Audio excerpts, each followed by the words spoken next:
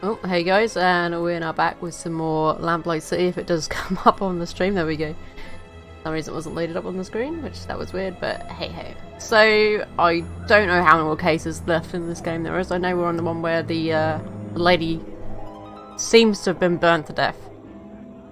And kind of looks a bit like combustion, so let's carry on, shall we?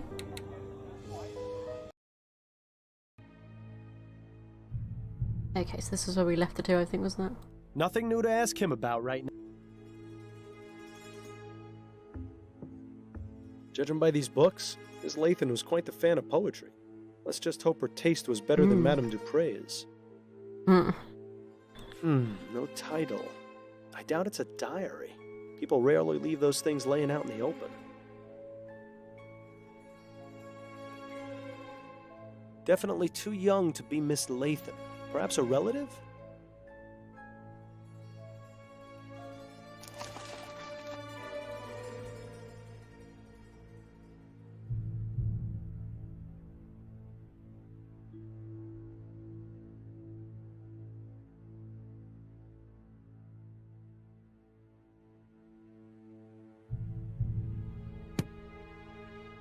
Okay. We got some ashes from when we got to look at that, because we had to get rid of, I think his name was Parsons or something. He was a bit of a cranky detective, if you ask me.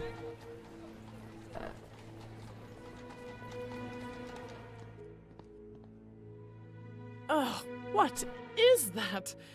I think the water closet may need a cleaning. Well, that's the ashes I'm carrying around in this here mug, you see. Excuse me.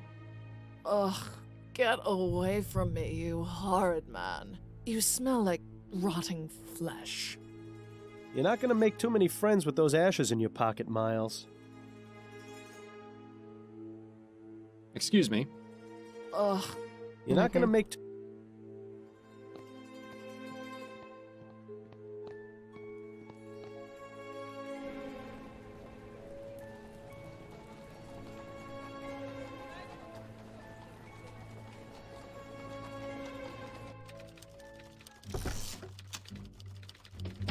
Dear Lord, what is that smell? Did you step in something out there, Fordham? Private investigation is a dirty job, Upton. You know that. Got a moment, Upton? Yes, but let's make this quick. Would it be possible for me to access the mortuary? The mortuary? What for? I'd like to consult with Dr. Edwards. All right, but be careful. Make sure you don't let Snelling see you back there. That's it for now. Better get back to it then. Okay, I'll come back to this actually though, because I want to see how many more people can actually smell that smell. That's quite funny.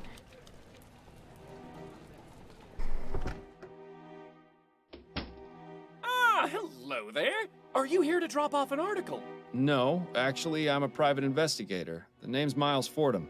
How exciting. You must have so many interesting stories. You could say that, yes. Please, come in, come in. I'm Alan Brentwell, owner and publisher of Brentwell Magazine.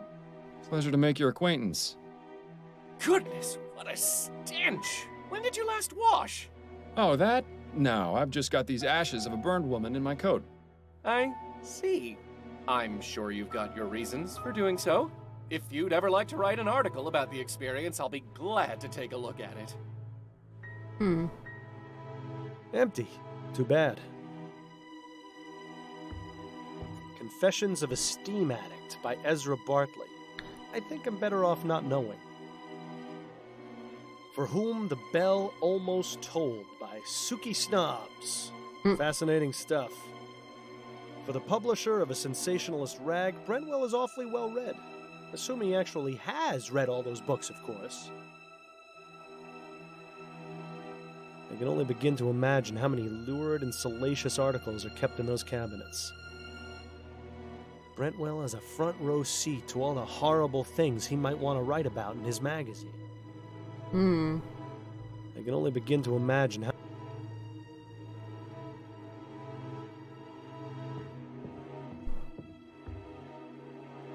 I have some questions for you, Mr. Brentwell. Wonderful! It's so seldom I get to answer questions. What can you tell me about Desiree Lathan? Desiree Lathan. Oh, why, she came to me a few weeks ago in response to an ad I took out requesting articles. She told me she had an idea readers would love. We agreed on 10 crowns per paragraph, and she was on her way. Come to think of it, I haven't heard from her in a few days. What made you decide to start this business? I always wanted to be a journalist. I never had much luck with any of the local papers, though. So I decided to start my own. I admit it's not exactly what I wanted, but I like to think Brentwell magazine has found its own unique voice. Voice? More like a gurgling scream. Tell me about Brentwell magazine. We're a monthly publication focusing on both fiction and non-fiction pieces. Ah, yes, you're publishing that serial, aren't you? The Dissembling Mechanism? You're a subscriber! Tell me, what did you think of the conclusion? Quite astonishing, wasn't it?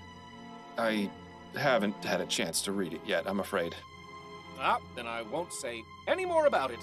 My dream was to have a magazine that was well-respected and educational. But sadly, it seems today's audiences are much more interested in reading about sightings of giant bat creatures or mysterious buried treasures. Such a pity. I hear you have a bit of a reputation for making your reporters do questionable things for their articles. You are mistaken, Mr. Fordham. I don't force my writers to do anything.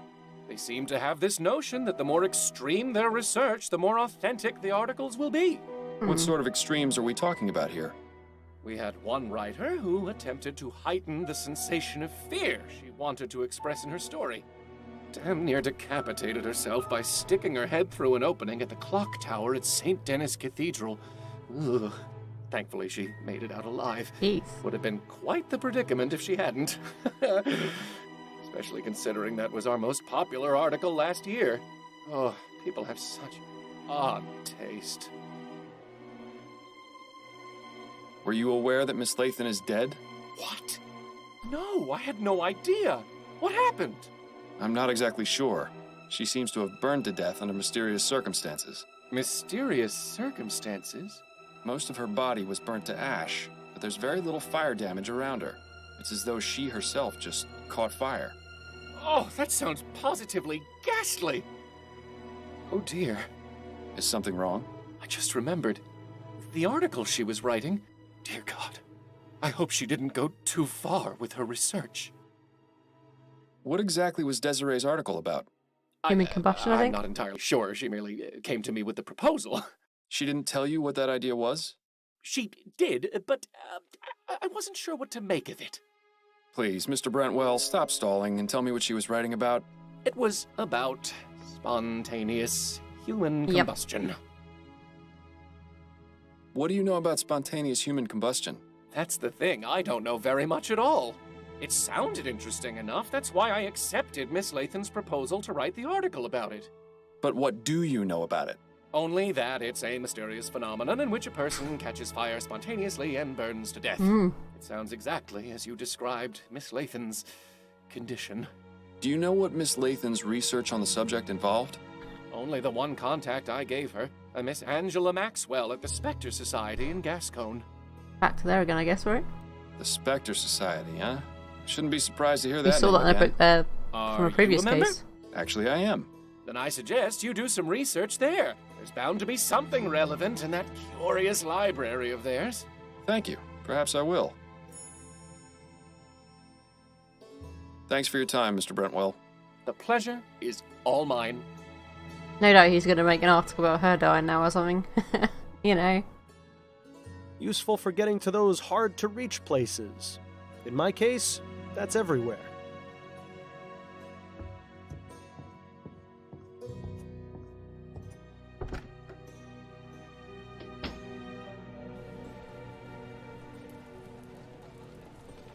Yep, so that's come back up on the map again. Let's get here.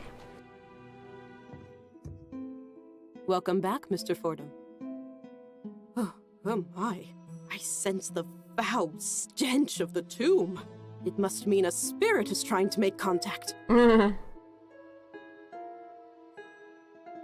Not quite. Not quite.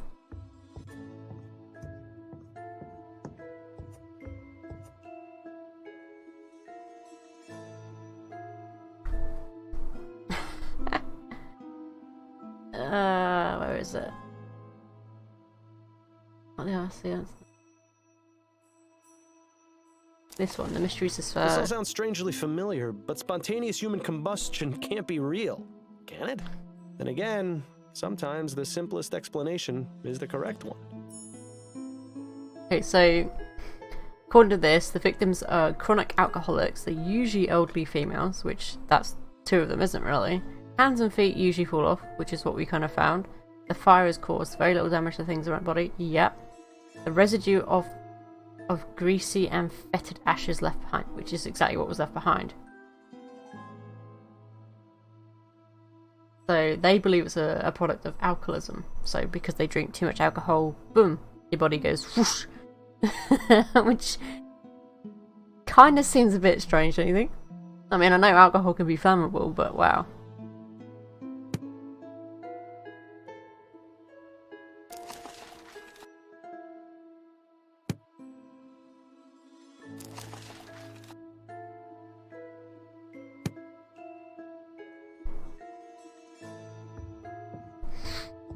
Could I ask you about some things, Miss Maxwell?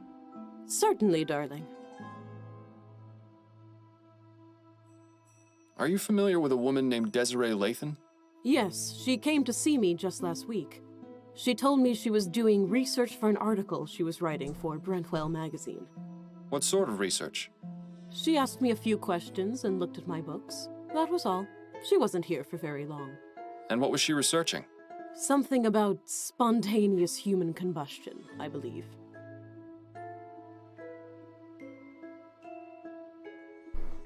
Did you know that Desiree Lathan is dead? What? My God, no. I didn't. What happened to her?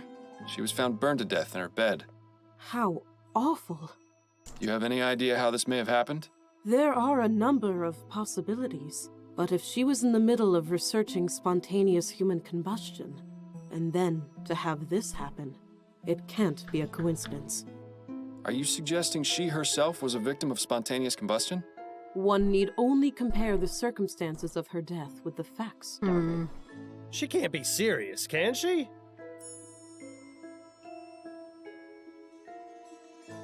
What can you tell me about spontaneous human combustion?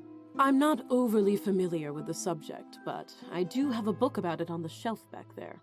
You are welcome to look at it if it Which will we've already help. looked at. I may, but I'd like to know what your understanding of it is.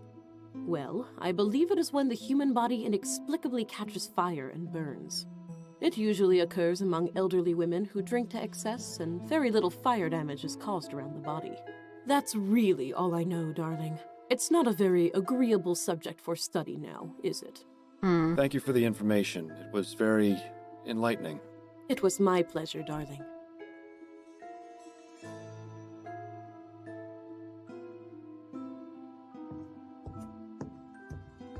There's quite a few members in this group. You can't look at it this time, okay? What a ridiculous contraption. People will do anything to make a quick crown.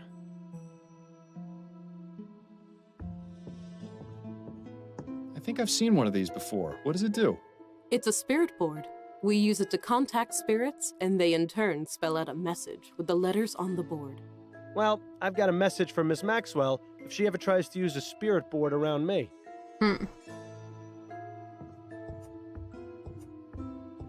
I'll be going now. May the spirits guide you to that which you seek.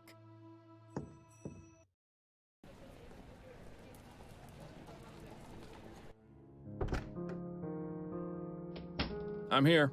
Hello. Miles, did you leave the gas on again? No, dear. I've just got some pungent evidence on my person. Well, get it out of here before you stink up the place. My plants can only do so much. You've mucked up things enough with her for...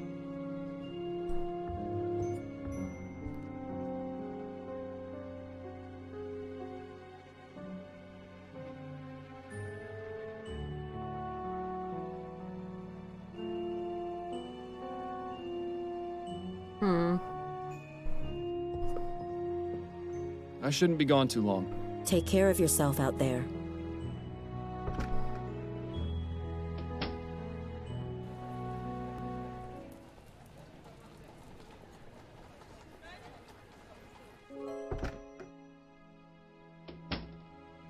Good afternoon, sir. Welcome to the law offices of Usher and Price. May I help you? Yes, good afternoon. My name is Miles Fordham. I'm a private investigator, and I'm looking for Jonas Usher. Oh, I'm sorry, sir, but Mr. Usher is not seeing anyone today. If it's a matter of urgent legal importance, you could see Mr. Price. Oh, that smell! I thought I told Mr. Usher to throw away that sandwich. That pipe really clashes with the rest of the decor in here. Begging your pardon, sir. Yes?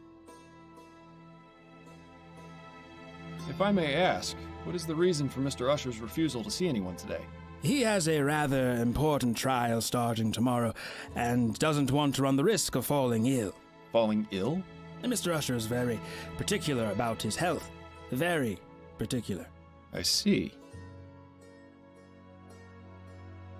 Might it be possible to relay a message to Mr. Usher? Yes, you can leave a message or calling card with me, and I'll make sure Mr. Usher gets it.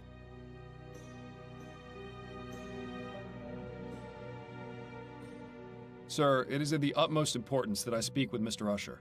And as I said, he isn't taking visitors today. But it's in regards to his client, Desiree Lathan. Or should I say, former client. Miss Lathan found another attorney? No, I'm sorry to be the one to have to inform you, but she's dead. Dead? I had no idea. No?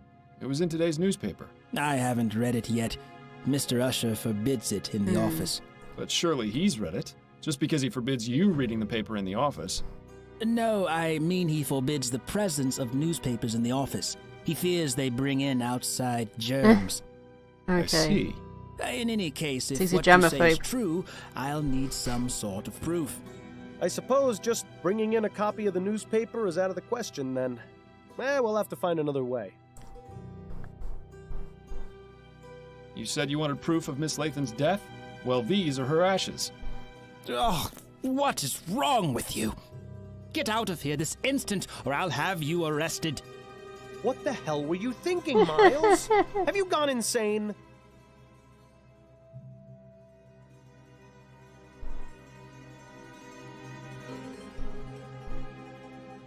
I need to find some other proof of it, don't I, then? Maybe if I take the ashes to here, but then I guess we can't talk to him now by the looks of it.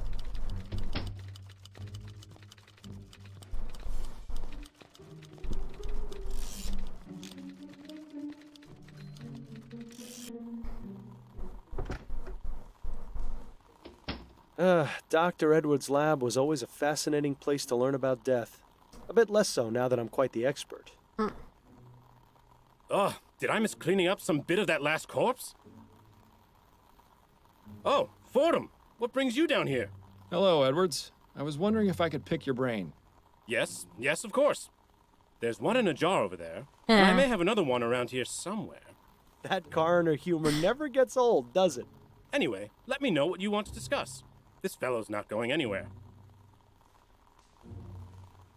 I remember when Edwards used to keep his collection of preserved reproductive organs on this shelf. He must be getting soft in his old age. Or perhaps that's exactly what happened to his collection. Assorted lab equipment for setting things on fire or causing explosions. You know, the perfect way to pass the time. The brain is truly a fascinating organ, if only more people used it. A fine example of well-developed deltoids, latissimus dorsi, and gluteus maximi. You've seen one dissected torso, you've seen them all. It sure is a lot of rubbish crammed inside our upper bodies, isn't there? It's important to keep your hands clean when dealing with dead bodies. After all, you never know where they've been. Until after the post-mortem exam, anyway. I wonder if Edwards ever got around to fixing this typewriter. The letter E being out of alignment always made his reports a nightmare to read. It looks rather fresh. There's a plaque at the base of the jar that says H. Putnam. I'm pretty sure I saw Edwards weighing his lunch on this once. Well, at least he died with a smile on his face. Sort of. This provides the room with just the right amount of heat, unlike the incinerators in the crematorium. Talk about overkill. Nice pair of legs. I'd say being hooked up to that machine was the worst experience of my life, except I was already dead at the time. Imagine a giant mosquito sucking out all your blood and then replacing it with formaldehyde. Not very pleasant. I feel sorry for the poor slob who has to clean that out. Seems to be empty for now. That's most definitely a good thing. Edwards must have some very good friends in the department to have gotten this custom-made table. It does suit the room, though.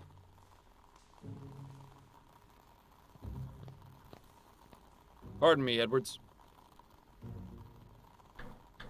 Yes? You didn't examine Bill after he died, did you? Ha! He wishes.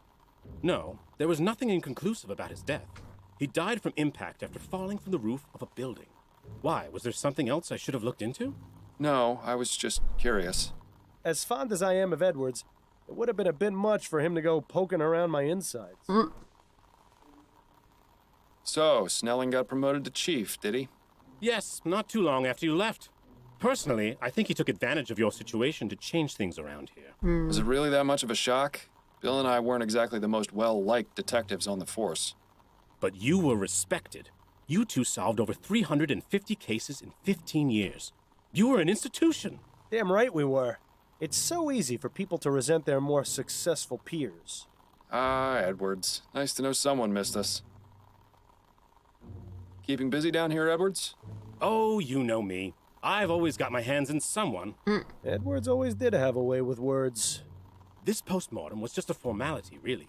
The victim died of a gunshot wound to the head. Last week, though, we had a real kicker. An old man was brought in, and though he appeared quite dead, I was told that he'd been in a trance for over half a year. Apparently, he was hypnotized right at the point of death, and somehow managed to remain alive, in a fashion.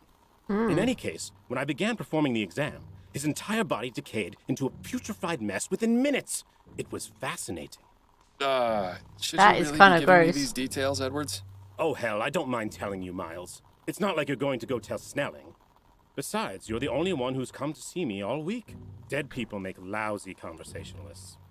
Hey, I take offense to that statement. I found this piece of burned cloth at the crime scene. Could you take a look at it for me? What do you need me to look at exactly? It appears to have some oily residue on it. Interesting. I'm afraid I have my hands full right now, but you can feel free to use my workbench if you'd like. To do what exactly? Surely they taught you something about basic chemical analysis when you worked here. Yes, well, I always let Bill handle the more technical aspects of our cases.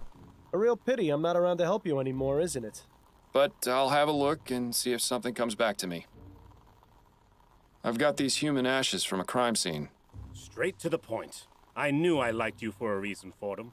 Who do they belong to? Desiree Lathan. She was a Gascon Grande Dame. Oh, of course. I heard about that case. She was found burned in her home, wasn't she? That's right. I meant to go over there later today. Well, then I suppose I've saved you the journey. Would you have a look at these? Does this mean you're officially on the case? Not as such. In fact, I'd appreciate it if you didn't mention I'd been here. Ah, clandestine operation. Sneaking around under Snelling's nose. I don't have much of a choice. I'm pretty much persona non grata around here these days. Well, you're always welcome in my mortuary. Preferably while still breathing, of course. Anyway, I'll just take those ashes off your hands. I'm sure your social life will soon improve. Yes, I was making quite the impression. This is an interesting choice of container. It was either that or carry them around in my bare hands. Well, I'm a bit busy right now, but I should have something for you within the next couple of hours. But you do realize the information won't be exclusive to you. I'll have to pass it on to the detectives on the case. Naturally. That just gives me more of an incentive to work quickly. Thanks. That's all I needed to know for the moment. Anytime, Fordham. Okay. We get to use his workstation now.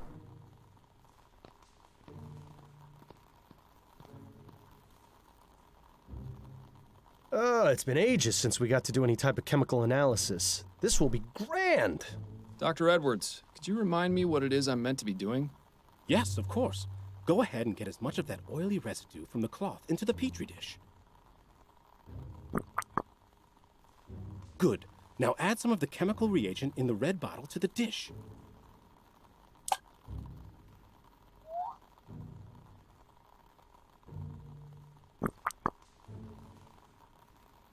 Aha!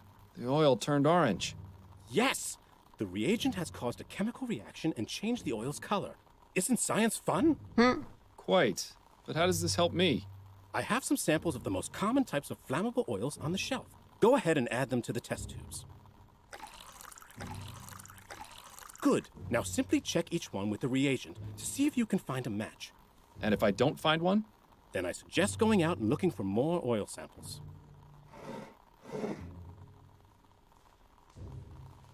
An empty petri dish isn't going to be of much use to our experiment. Best put something in it.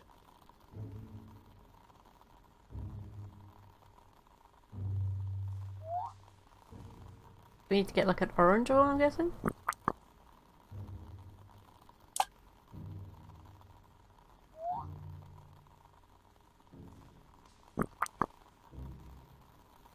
Too bad. I would have bet on it being coal oil.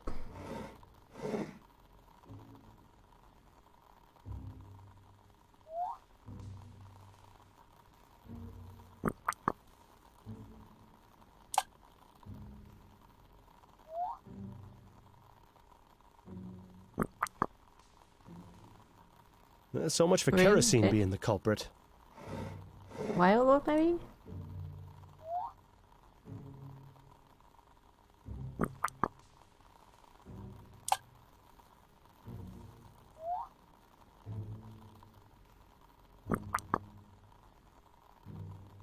Whale oil be damned. Looks like that's not a match. Oh, you love it. Looks like ammonium chloride. Won't be of much use to us in this experiment. But what if it's a mix, like yellow and green, maybe?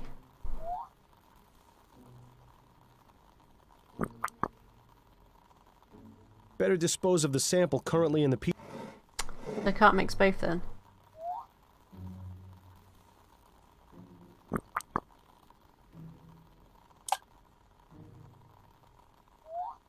Or I'm missing an oil. We already confirmed this isn't the...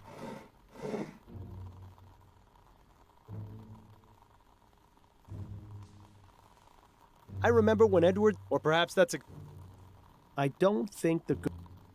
So we need to find a different type of oil then.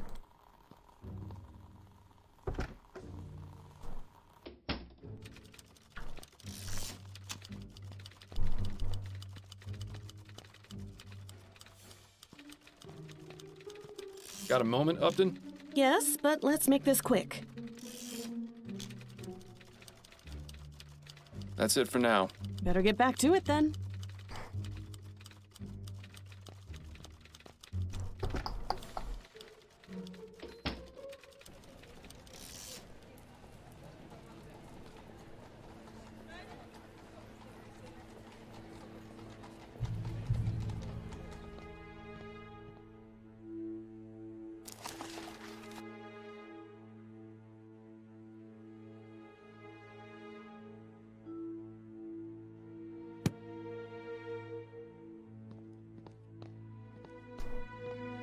Miss Robineau? Oh, it's you again. Have you come to ask me more questions? Yes, if you wouldn't mind. No. Be my guest. Is the name Peter Andrews familiar to you? Peter Andrews? Is he still around? I'd be able to tell you that if you told me who he is. He's desperate. That's who he is. A lovesick fool who is obsessed with Desi. Sent her love letters all of the time. Well, you know where I can find him. Why would you want to? Because I want to question him about Miss Lathan's death. I suppose that makes some sense. All I remember Desi telling me is that he worked at the Bank of Vespuccia, a clerk or some such. Imagine. Thank you. That's very helpful. Thanks for your time. I'll let you get back to your drink. Thanks, sweetheart.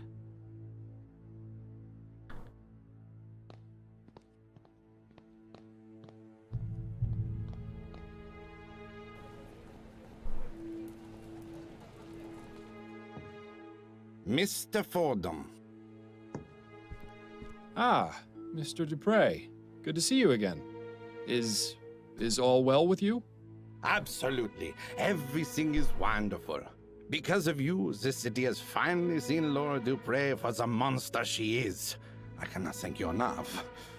I suppose you're welcome? Now then, is there anything I can help you with? Yes, I'm looking for Peter Andrews. I was told he worked here. That's right. His desk is just over there. Thank you, Mr. Dupre. Lovely seeing you. We haven't got any... What an absurd contraption. Imagine needing all those extra bits and bobs just to tell the time. I tried using one of these automatic money dispensers once, but I nearly got my arm stuck inside. They still got a long way to go. Yeah, impressive bit of hardware. It would take a criminal mastermind to rob this bank.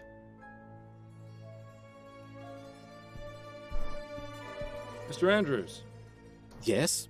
Miles Fordham, private investigator. May I ask you a few questions? Yes, I suppose that would be fine. Have a seat. I'd rather stand, if it's all the same to you. Now then. Exactly what is your role here at the bank? I'm the manager. I handle the new accounts, organize finance, that sort of thing. Have you been here long? Coming up on 17 years. Is this at all relevant to your investigation? Anything could be, Mr. Andrews. Do you know Desiree Lathan? Desiree Lathan? No, I can't say the name rings any bells. Sure it doesn't. You say you don't know Miss Lathan. Would you care to explain these?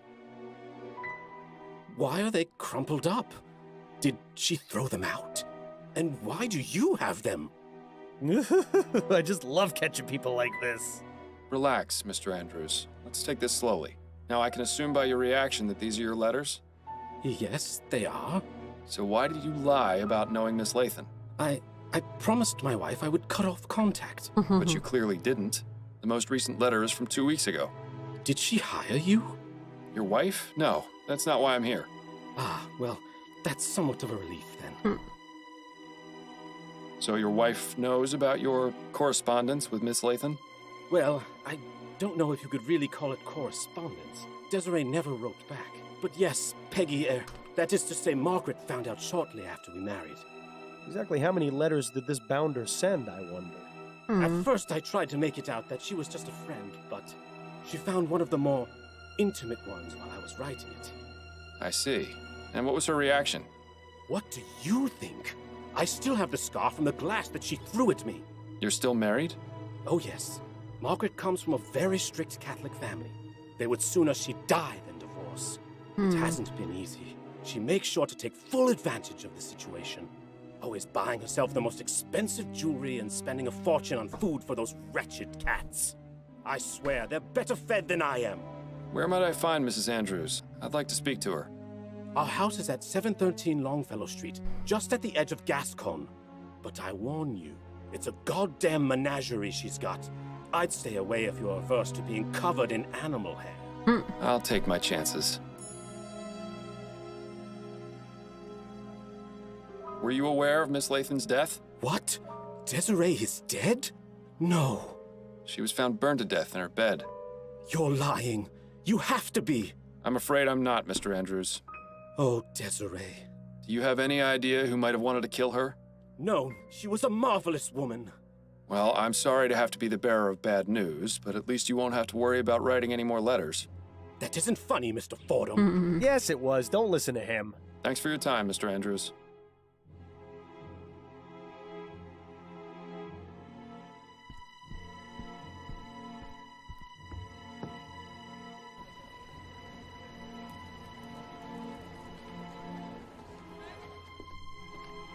Nice house. It definitely screams eccentric person lives here. Speaking of which, that must be Mrs. Andrews over there with those rodents. Rats with fluffy tails. How anyone can find them endearing is beyond me.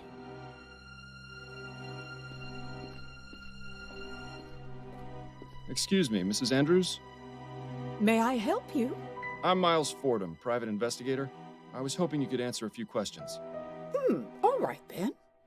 Don't worry, my darlings. Mommy only needs a moment to speak to the nice man, then I'll give you all the nuts you can eat. My little friends just adore nuts, Mr. Fordham. Guess that explains why squirrels are so attracted to her. Do you have any hobbies or pastimes, Mrs. Andrews? Well, of course. I do a bit of knitting and I take care of my pets. I take it you're fond of animals? Oh, yes. I just love animals. Most prove to be better company than people. Is that right? Well, consider this, Mr. Fordham. Animals can't betray you or lie. Uh-oh, I don't like where this is going. My furry little companions would never hurt me, unlike several humans I could name. Who are these companions, exactly? Why, my darling little kitties and squirrel friends, of course. Your squirrel friends are quite tame. Oh, aren't they just the sweetest? And so smart, too. When I feed them, they come up and put their little paws on my hands as though they were giving me little squirrel hugs. And the way they look into my eyes, I can almost hear them saying, "Thank you for the nuts." Well, at least you can be grateful that it's only my voice you hear and not some rabid squirrels. Tell me about your cats. They're the most wonderful little dears. Do you have any pets? Afraid not. My wife isn't too fond of cleaning up after animals. Pity. Cats make wonderful pets. They're good company and are independent, unlike dogs. Edgar and Hubert are my pride and joy. I give them only the best of everything, and they in turn give me their unconditional love. That's delightful. I used to have a wonderful cat named Tobias, but, he had an unfortunate accident. That's why I never let my two angels out of the house. What happened to Tobias the cat? I'd really rather not talk about that. It wasn't my finest hour. Let's just say it was an honest misunderstanding which got blown way out of proportion. Well, now I just have to know what happened. I hate it when people tease gossip and don't deliver. I thought she did something to the cat. Did you know Desiree Lathan? Not personally. I never met her, but I knew exactly who she was. And who was that? A miserable drunk. Always going out and getting liquored up at her so-called socialite balls. They try to make them seem so fancy and high class, but it's really just a bunch of bitter old hags getting together to gossip about each other. With that kind of lifestyle, it was only a matter of time before it caught up with her. Do you happen to know anything about the circumstances surrounding the death of Miss Lathan? I read in the paper that she was burned to death. In her bed, wasn't it? That's right. Do you have any idea how that may have happened? Well, I already told you she was a drunk. Maybe she came home plastered and decided to smoke in bed. I'm rather surprised she was sleeping alone. That woman got around, if you know what I mean. She certainly seems to know a lot about Desiree for someone who claims to have never met her. Thank you for the chat. It was very enlightening. Oh, my pleasure, Mr. Fordham. Now, if you'll excuse me, I need to get back to tending to my little darlings.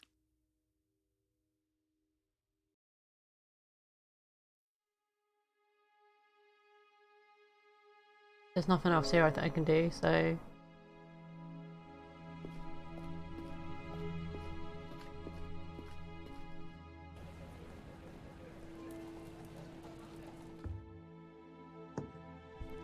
Ask him about Tobias the cat and see what he knows. Yes?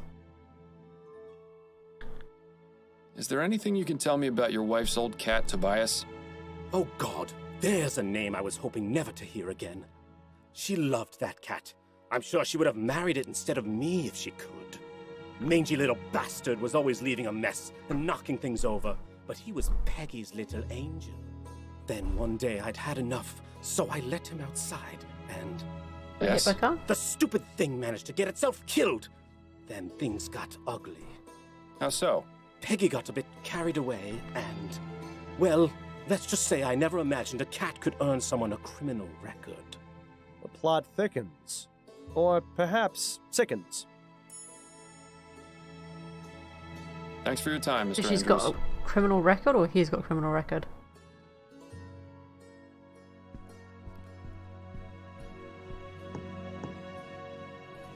Oh.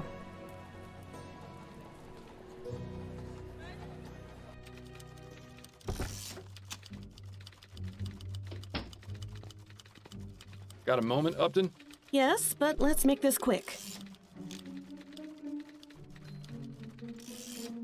I need some information on one Margaret Andrews. Apparently, she has a criminal record. Margaret Andrews, eh? Give me a moment to look her up in the archives. Yes, here we are. Margaret Andrews was brought in for questioning 5 years ago in connection with a fire at a theater in Worcester. Ooh. Oh? Yes, nothing came of it, but she was briefly a suspect. Oh, there's more.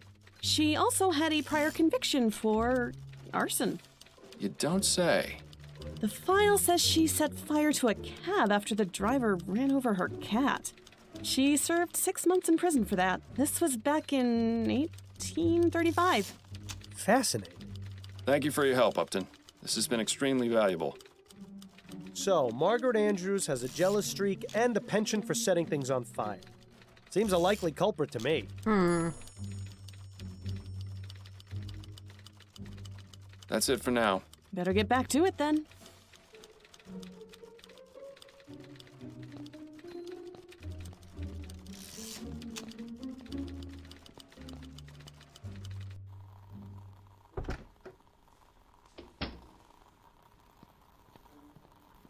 Pardon me, Edwards. Yes? Have you had a chance to look at those ashes I gave you? Yes, I have. Unfortunately, there isn't much I can tell you. The victim burned to death at a very high temperature. These ashes are greasy and putrid because of liquefied fat from the body, which burned like a candle. As to what caused her to burn, I cannot say without more evidence. I'm sorry, Miles. It's quite all right, Edwards. I appreciate the information nonetheless. Well, just so you don't go away empty-handed, have a copy of my report. Maybe it will be of some use. Thanks. That's all I needed to know for the moment. Anytime, Fordham.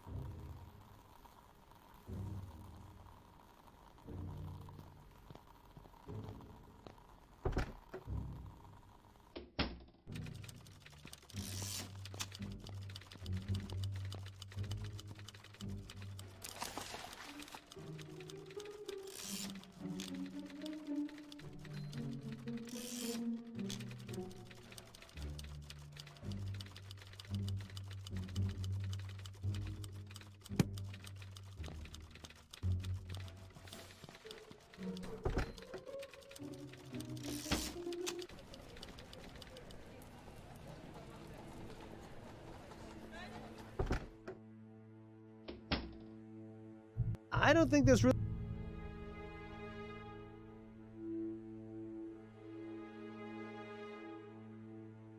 Probably nothing here then.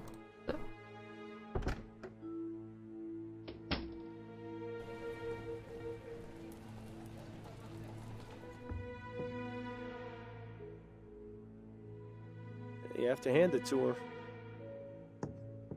An invitation to the Gascon Grand Dame's ball. Nothing new to ask him.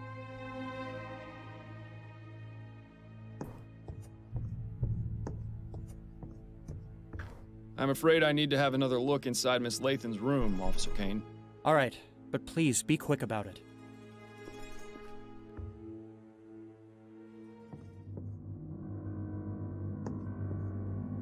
Doesn't look as though this fireplace has been used in a long time. I suppose we can rule it out as the source. I still think there's something in the ash piles down here. Besides the cloth, that there's something else that did it. Just a pile of ashes. They can't tell us much more than we already know. Nothing else of interest.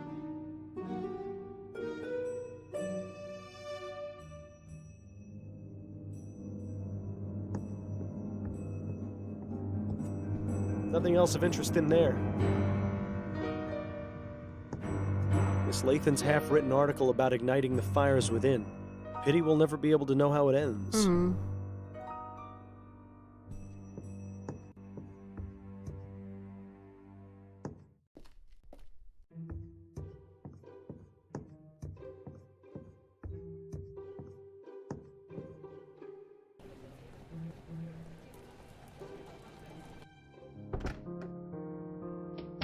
I've managed to survive the wild streets of New Britannia. Hello. You've mucked up things enough.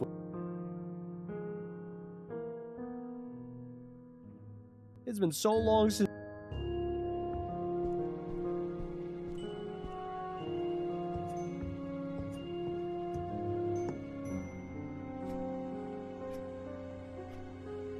It's admirable just how organized Adelaide is. Maybe someday the same can be... Okay, so I don't think there's anything different in here then, because it's all the same context it's using.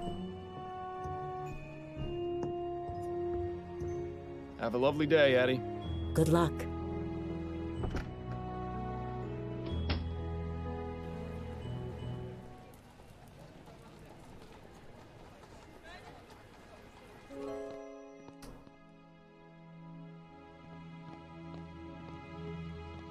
I may have more questions for you later. I can scarcely contain my excitement. These are all high-end foo-foo liqueurs and cordials. You couldn't pay me to drink that rubbish. The bridge to Lyon overlooking the House of Parliament. I suppose that seeing that helps the patrons of this club put on airs.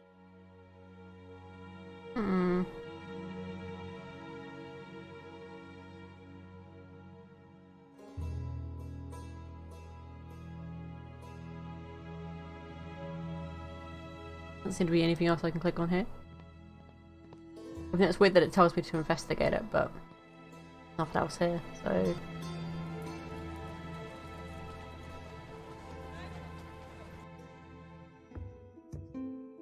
Welcome back, Mr. Fordham.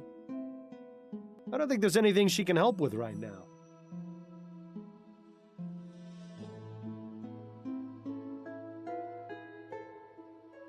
I'll be going now.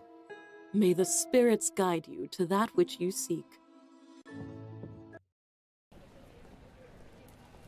I mean, there doesn't seem to be any oils that it matches up with, so I'm guessing maybe it was just human combustion at this point, because I don't know, I admit, that's one of the options it gives you to say, other than saying it's the guy's wife. Got a moment, Upton? Yes, but let's make this quick. I'm done with the Lathan case. Oh? What have you got? She was the unfortunate victim of spontaneous human combustion. I beg your pardon? There isn't a scientific explanation for it, but she fits all the criteria.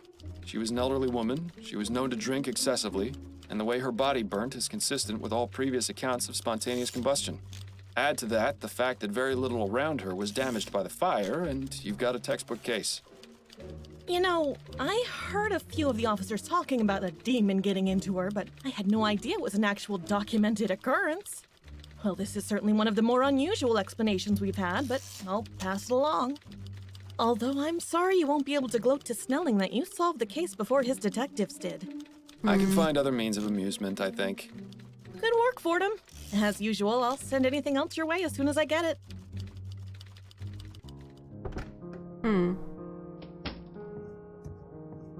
Dearest, I'm back. There you are. I was starting to get worried you wouldn't make it home in time. In time? In time for what? For dinner at the Rutherfords. I told you about it the other night, don't you remember? I'm terribly sorry, dear. It must have slipped my mind. How you haven't yet been presented a prize for Husband of the Year is beyond me. There's still time for you to get ready if you hurry.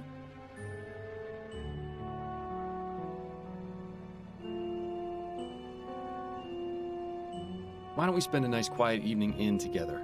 I'd much prefer that. We've had a quiet evening in every night for the past 3 weeks. I need to get out of the house. Then go ahead without me. Please give Anne and Joseph my regrets. So you're just going to sit here at home by yourself? I'll probably just catch up on my reading or try and get some sleep. Maybe I'll get around to reading that story in Brentwell's. All right, suit yourself. I shouldn't be home too late, but don't wait up. Have a wonderful time, my love.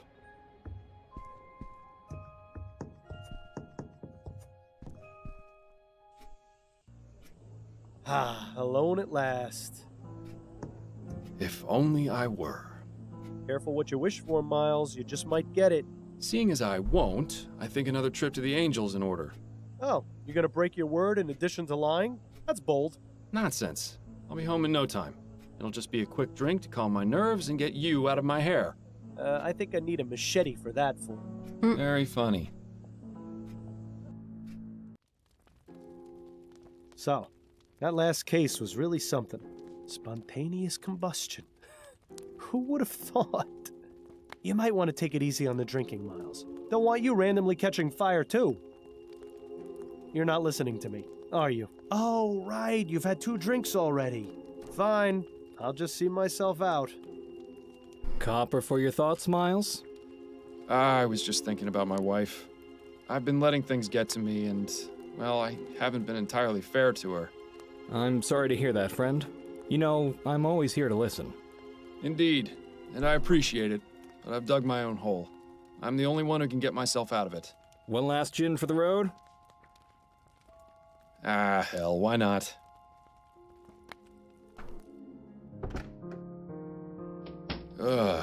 It's later than I thought. Addie must be asleep. Oh dear.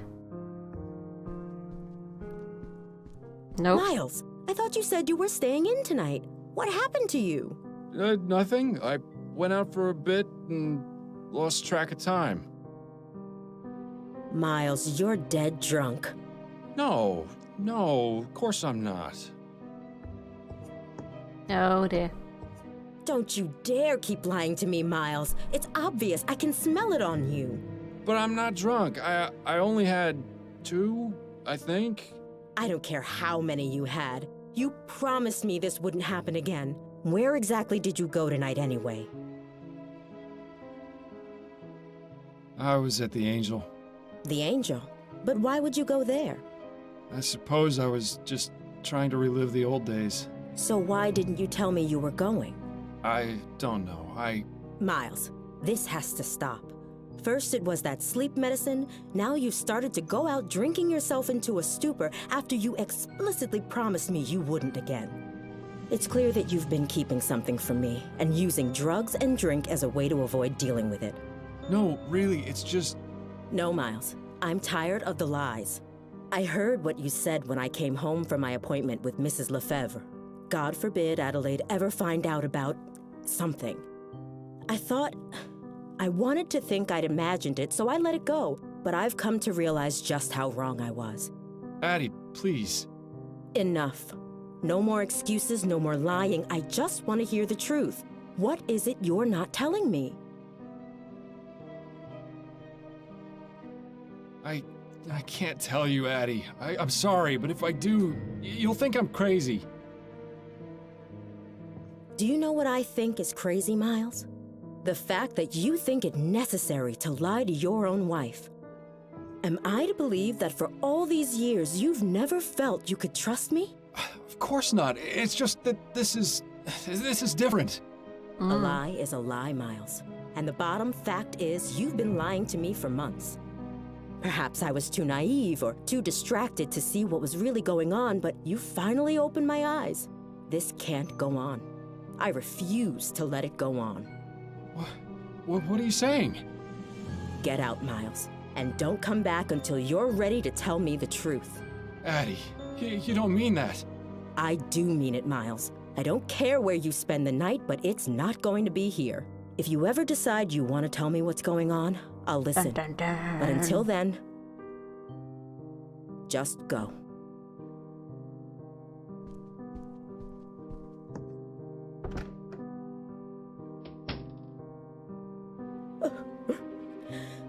Oh, poor Addie.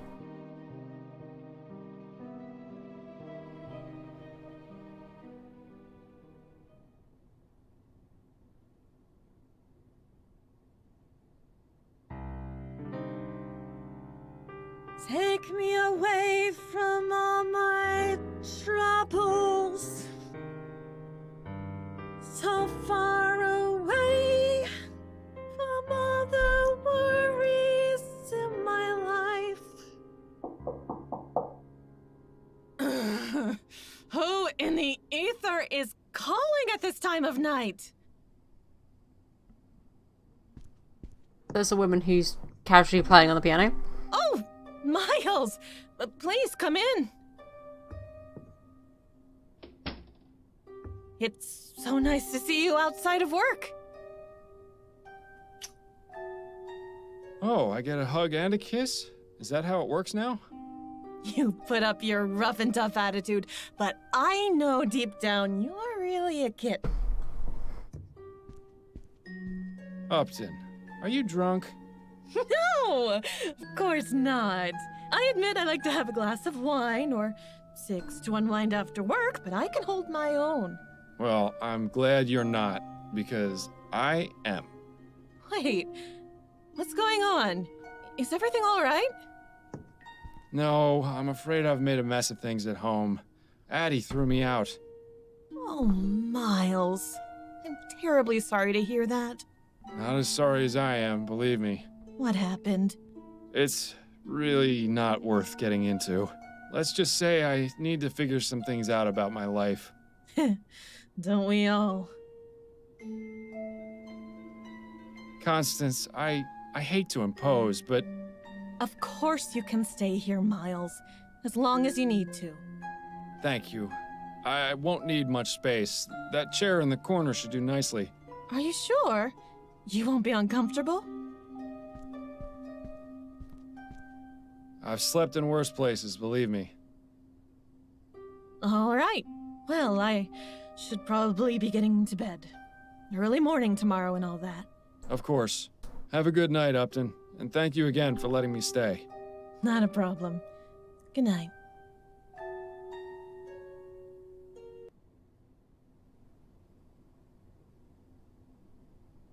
One week later.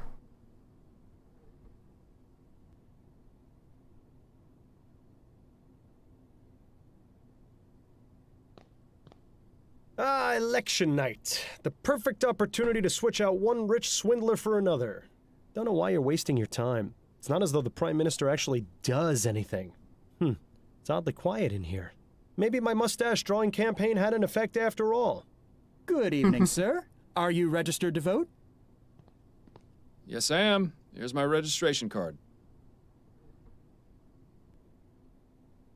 Very good, Mr. Fordham. You've come at an excellent time. Go ahead and step inside a booth. Take as long as you need. Thank you, young man. A list of fools who think their opinion will actually make a difference. I thought they were trying to encourage people to vote. With all these rules, it's a wonder anyone bothers. An ad for a brothel. At least they seem to know their audience. Yeah, at least you're already registered to vote. Having to go through that bureaucratic nightmare tonight would have just added insult to injury.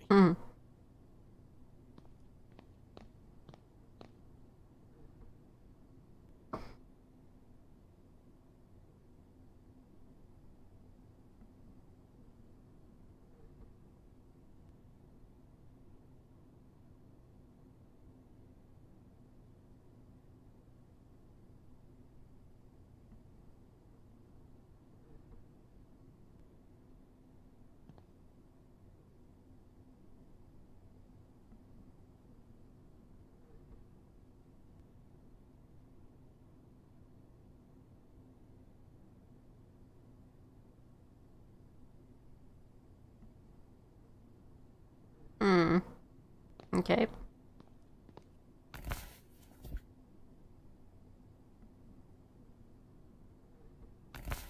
Sure, why not?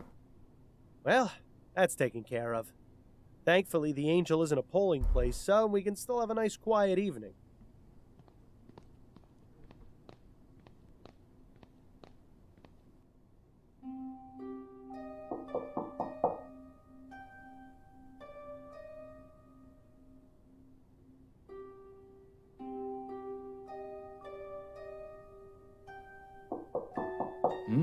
What? Come on, Miles, wake up. My head is pounding. Damn withdrawal. Actually, I think someone's knocking at the door. Oh, right.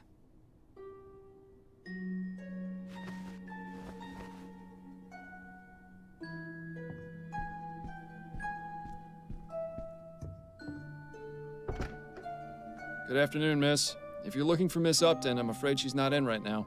No, I've already spoken with Miss Upton. I'm looking for Mr. Miles Fordham. Oh, I see. Well, I'm Miles Fordham. What can I do for you, Miss... Mrs. Emily Morgan. I have a problem, you see. Miss Upton said you'd be able to help. I suppose you'd better come in.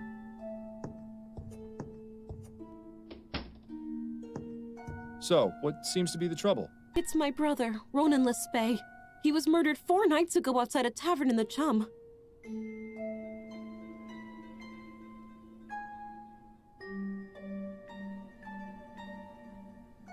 On election night? Yes, I suppose it was. Could you please tell me what happened? The police took his body to the mortuary and investigated the crime scene, but they're out of ideas. I've been down there at the station every day, but they don't seem to care enough to look into it any further. All they've been able to determine was that it wasn't a robbery, and that the clothes he was wearing weren't his. My brother was a good man, Mr. Fordham. He would never have willingly gone to that part of town.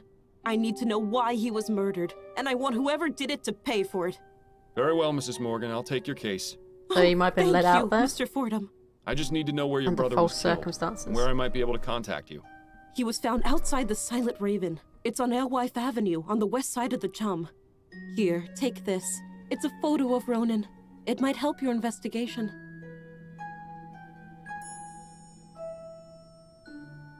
And if you need to speak with me, you can come to my husband's bakery. It's here in Worcester, at 15 Drummond Street. Very good. I'll begin my investigation right away. Thank you again, Mr. Fordham. You have no idea how much this means to me.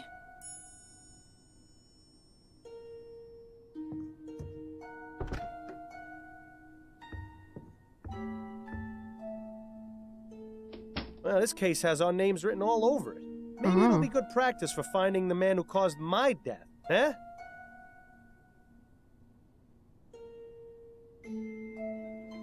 Not a very inspiring piece.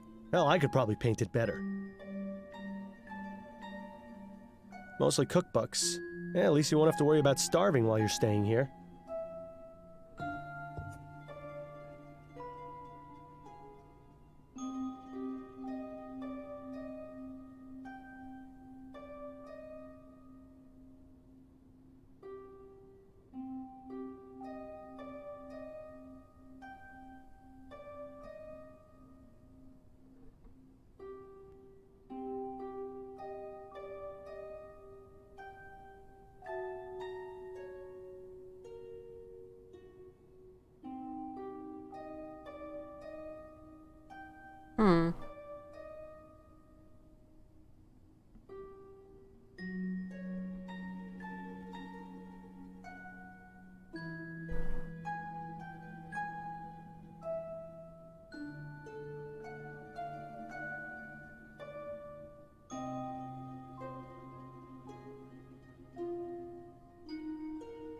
Looks like that umbrella's gotten some good use. It was quite the rainstorm we had yesterday. A lady silhouette. Pretty sure it just means the artist wasn't talented enough to draw her for real. Some fool in a hat. I never understood the appeal of silhouette portraits. What a handsome couple. Judging by the uncanny resemblance, I'd say these are Upton's parents. Should have listened to your mother. You should have practiced. Therein lies Upton's boudoir. As a matter of respect, the less said the better, I think.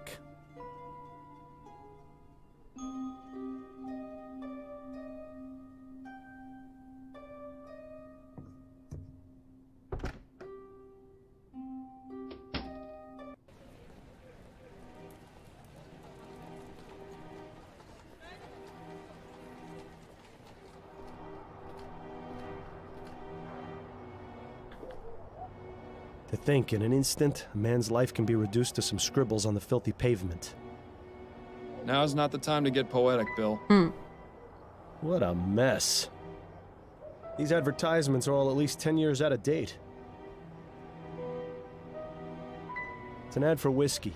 Or perhaps paint thinner. Sometimes it can be hard to tell the difference. Your mascot seems to be a raven with a glowing red eye. Is that meant to attract customers or to scare them off? Sure, and it's meant to just scare everyone away.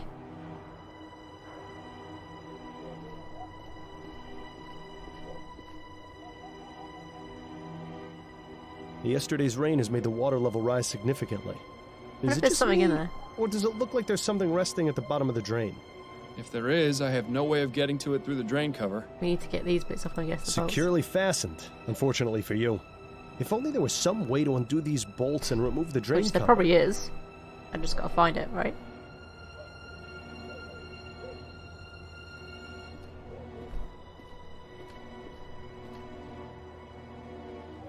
My, this grog shop looks pretty rough, even by chum standards. Let's keep a low profile while you're in here, Miles. That's the same guy from the coffee shop, right? Doesn't look like cleaning up is high on the list of priorities around here.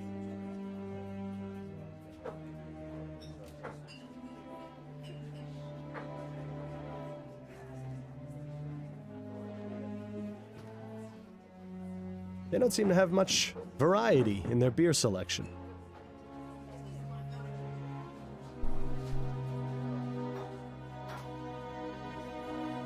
Looks like that's where they keep the good stuff. Of course, around here, good is an extremely relative term.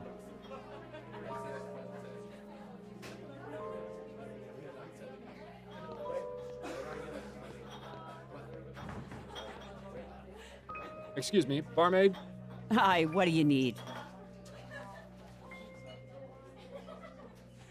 Any thoughts on the election? Nah, couldn't care less, really. Doesn't matter who's in charge. My life ain't getting any better. But it can certainly get worse with Leroy in office. We'll see. That says Leroy, but it's like Leroy, isn't it? You know? Do you think his first name is Jenkins? Have you worked here long? 13 years. I see. Or his last name's Anything Jenkins. else you can tell me about yourself?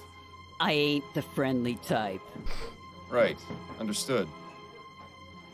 What can you tell me about this place? It's a bar. People come here to drink. Sometimes people drink too much, and then they're sick all over. I get the honor of cleaning up the mess. Sounds like you're not Lovely. too pleased with your job. I never said that. There may be rough days, but there's a lot worse I could be doing. Here, I get a place to sleep and a bit to eat and a few coins in my pocket if the customers are pleased. And you are pleased, ain't you, sir? Oh, yes. Yes, of course I am. Good.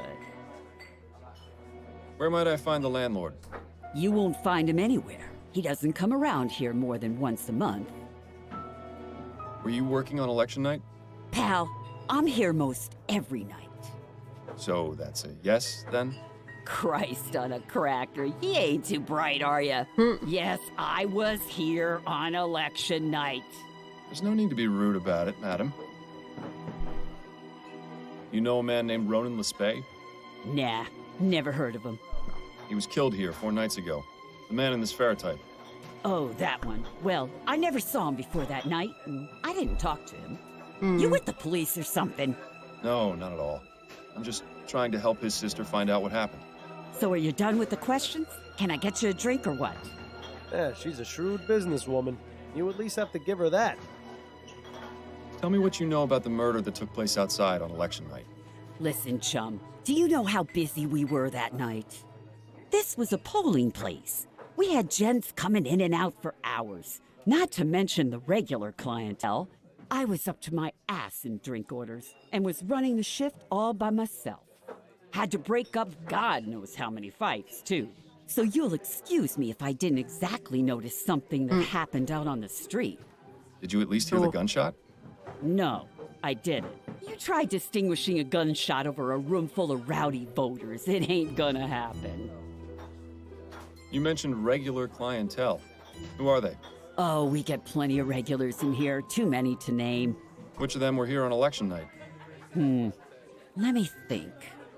I remember seeing 3 of the usual crowd. There was Darius, up to no good as always. Then there was Singin' Tom, But he wasn't around for too long. And how could I forget old Cormac? He'd have talked my ear off if I'd let him. Sound like an interesting bunch of folks. Tell me about Cormac. Hey now, bucko. You've come in here asking me all these questions, but I ain't seen nothing from you. You want more information? You're gonna have to earn it. Right. Give me a gin, then. Coming right up. Don't get carried away now, Miles. There you are. 1 gin. That'll be 2 shillings. There's 3. Now then, about Cormac. He's in here most every night. Doesn't speak to many people, just me. And a right chatterbox he is, too. Between you and me, Cormac stinks. I can understand why he doesn't keep much company. He stinks? Aye, he's a sewer worker. Spends all his day underground in the muck, so he always reeks of shit. I see. Any idea where specifically he works? I believe he's at the treatment station, over near the ferry terminal. If this is going where I think it is, then I'm especially glad I can't smell anything anymore.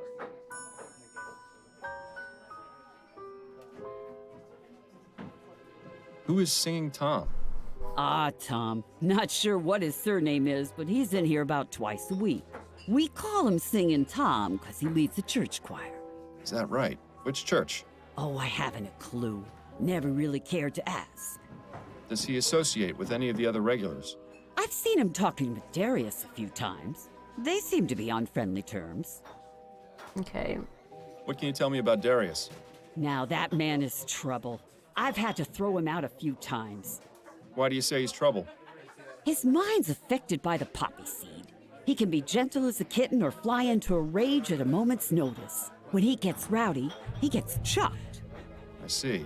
Any idea where I might be able to find him? Don't know why you'd want to find him, but I hear he spends his day at a smokehouse nearby. I believe it's on Crisparkle Lane. Just look for the door with the oriental symbols above it. And could you describe him to me? He's a rough-looking sort, about 55 years old, has a scar on his left cheek, grayish hair, medium build. Excellent. Thank you.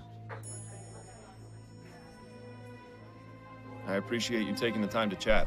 Yeah. Okay, what I'm going to do, guys, is I'm just going to BRB 1 sec, so bear with me.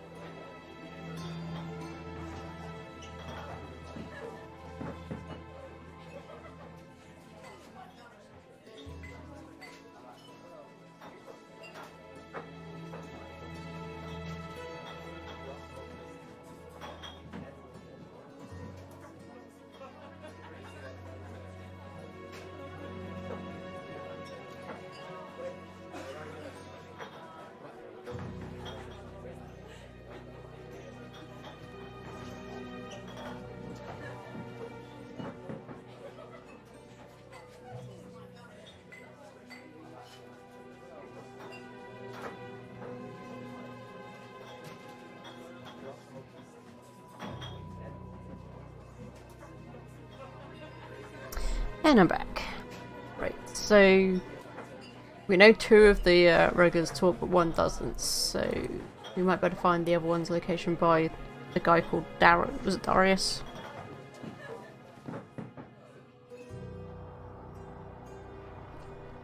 Yeah, it's all about what she's going to tell us from here, to be honest with you. But we can come back to this location because we need to go see what's in that drain. It's just finding something that would help us open up the drain, right?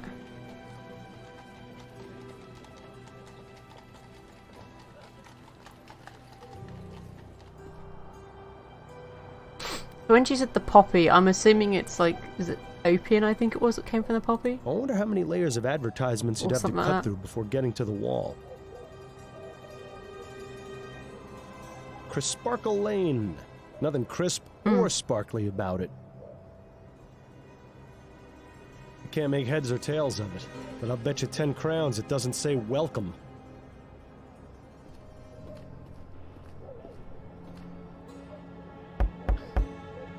Yes? What do you want? I'm looking for a man named Darius. I believe he may be inside. Yeah, I don't know anybody with that name. So if that's all you wanted, get lost. Okay. Might I come in, please? This is private property, and I don't know you, so no. Nothing. Never mind. Stop wasting my time. Okay, so there's got to be another way we can get in there then, I'm guessing. But I wasn't sure whether to do the whole private investigator in case they suddenly get, you know, funny.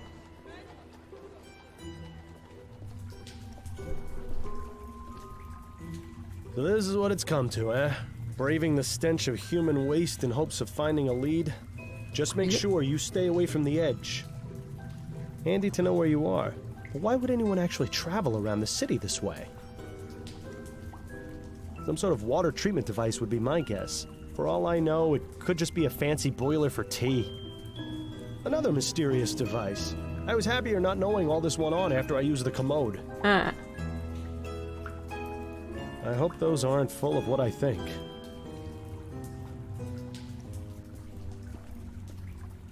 Begging your pardon, sir. What? Who are you? What are you doing down here? My name's Miles Fordham, and I'm a private investigator. I'm looking for a sewer worker by the name of Cormac. Well, you needn't look no further. But what is this about? I just have a few questions for you. All right. Cormac will answer them, but don't dally for too long. It can be dangerous down here for anyone who's not trained as Cormac is. Talking in a bit third person there, eh? Would you be able to remove the cover of a storm drain? Yes, of course, sir. Cormac's got the right tool for the job. Just a few twists from old Mary here, and any drain will open up like a Christmas rose. Excellent. Would you be able to open the storm drain outside the Silent Raven? Suppose so, yes. But Cormac ain't allowed to just open up drains as he sees fit. What do you want this drain open for? I believe there's a vital piece of evidence at the bottom of the drain. You don't say. It's quite true. It may even help me solve a murder. Well then, in that case, Cormac will get the drain open for you. Come on, there's not a moment to lose. This it then? That's the one. Right, won't be a moment. How nice of him, just to come along and just open the drain for us. There we are. Thank you for your help, Cormac. Not a problem. Now, if you don't mind, Cormac's just going to pop inside for a quick pint.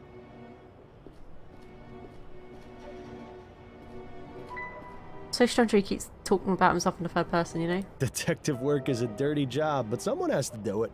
Don't forget to roll up your sleeve. I really hope there's something down there. Ugh. This is almost as bad as the time I had to search for that stolen necklace in a pile of horse manure. I'm really glad I didn't draw the short straw in that case. Aha! Well, how about that? Wish the police had found this so I wouldn't have to carry it around. All that's in there then? Nothing else down there but dirty water.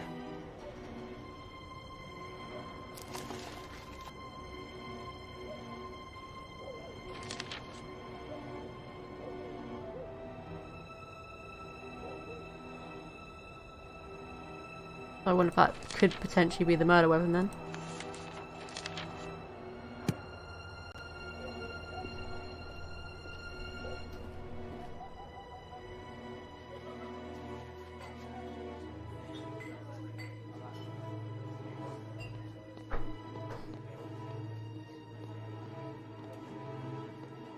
Moment of your time, if I may. Right, but make it quick.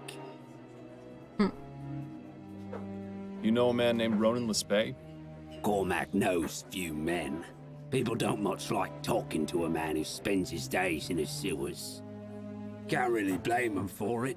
It's hard to get a stink off, so why bother even trying?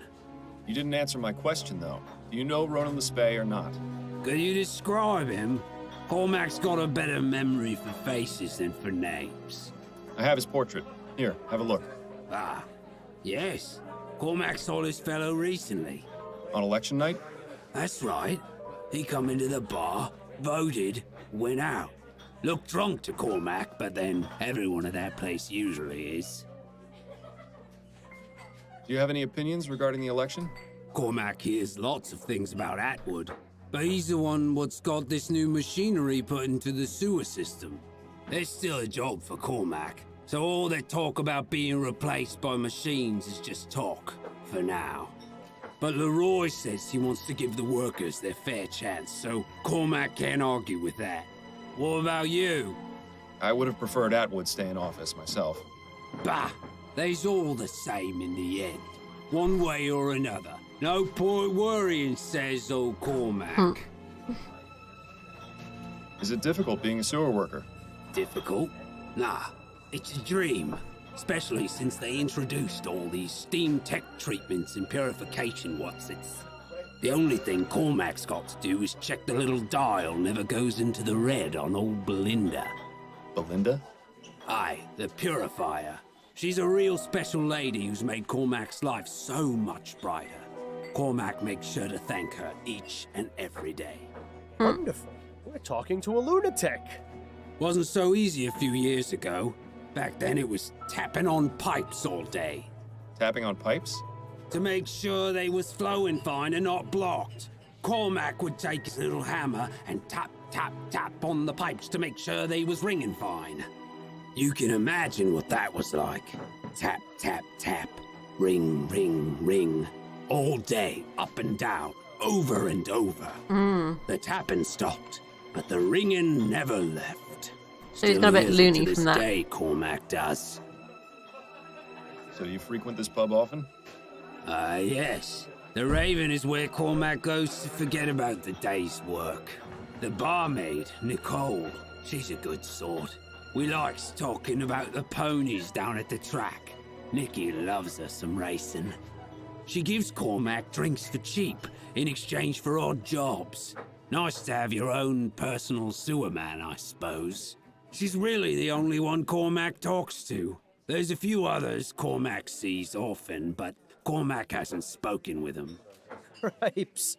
This guy goes on and on, doesn't he? To be fair, you were warned. Not only that, he doesn't really get to talk to anyone, so it's only fair that he talks on. Do you know anything about the murder that took place outside here on election night? Murder? Ah, yes. The commotion out in the alleyway. That's right. Did you see or hear anything? It was a touch noisy that night, what with all the election stuff happening, but Cormac remembers the sound of the gun. One shot, and then shouting and hollering from the bar. A few people run outside to look at what happened, but Cormac just stayed in his seat and finished his whiskey. So you didn't see the man who was shot, or who shot him? No, keeps to himself, Cormac does. Makes life easier that way. Could he be any more unhelpful? Actually, it's probably best not to find out. Thanks for your time. I'll let you get back to your drink. She doesn't...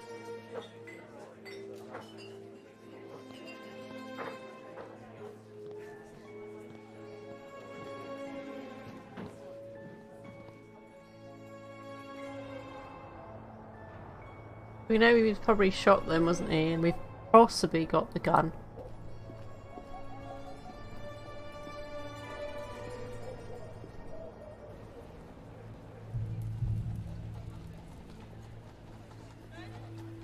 Ah.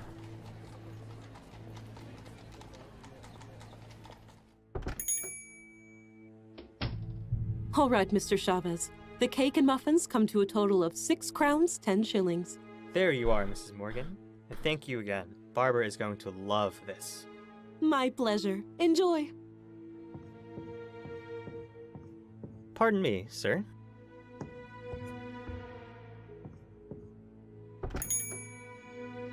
I'm sure Barbara will enjoy them, the cow. Oh, Mr. Fordham, welcome. Thank you, Mrs. Morgan. Those look nice, but given the choice, I'll always side with pie over cake. Mm-hmm. A bunch of assorted baking products. Don't waste your time with those, Miles. We've got a murder to solve. The stuff in that day-old box doesn't look half bad. More like 3/4 bad. Well, I never had much of a sweet tooth, but even I'd consider buying some of this stuff. You know, if I were still alive. Minor detail, I know. A very wise man once told me, never go poking around the back rooms of bakeries. I think you'd do well to heed that advice. Have you got time for a few more questions, Mrs. Morgan? Yes, of course. What are your thoughts on the outcome of the election? Oh, I haven't given it much thought, to be honest. It hardly seems to matter now. Yes, of course. My apologies for bringing it up. So, this is your bakery. My husband Gerald and I have had it for almost 10 years. Is it just the two of you? Do you have any children? Alas, no. Some extra hands would be most welcome in the kitchen, but we haven't yet been blessed. It's such a shame that Ronan never got to be an uncle. What can you tell me about your brother? Ronan was the best brother anyone could have asked for. He took care of me after our parents died. Carriage accident. I was only 9 and he was 13. Ronan went out and found work and managed to support the both of us. He was just a child himself, but he kept us out of the gutter. Or worse, the workhouse. How did you hear of his death? Ronan comes by to visit me every day after he finishes work. When he didn't come for 2 days in a row, I got worried. I went to his apartment, but he wasn't there. So I made a report to the police. Yesterday they contacted me and asked me to come to the mortuary. I'm terribly sorry for your loss, Mrs. Morgan. Thank you, Mr. Fordham. Please, find whoever did this to him. Ronan deserved so much better. Can you give me the address of Ronan's apartment? It's at 1172 Bushmill Street. I have a spare key. That would be most helpful. Thank you.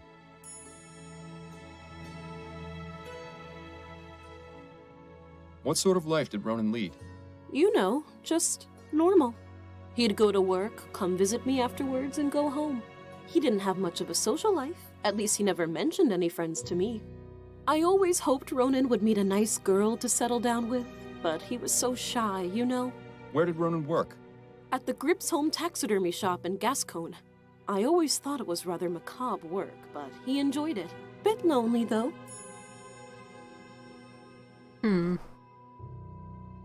What do you know about your brother's murder? Only what the police told me. He was shot at close range outside that pub in the Chum. Nothing was missing, and his wallet had money in it, so they said it wasn't a robbery. I didn't recognize the clothes he was wearing.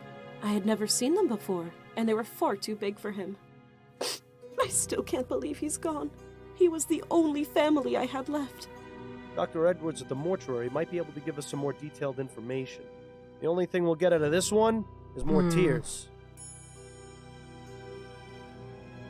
Those are all the questions I have for now. All right, Mr. Fordham.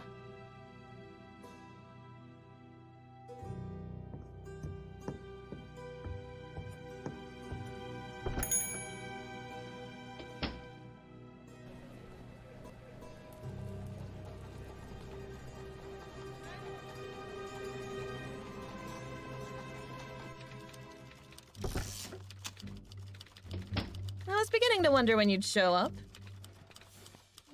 Well, wonder no longer. I'm here and I need to see Dr. Edwards. Right.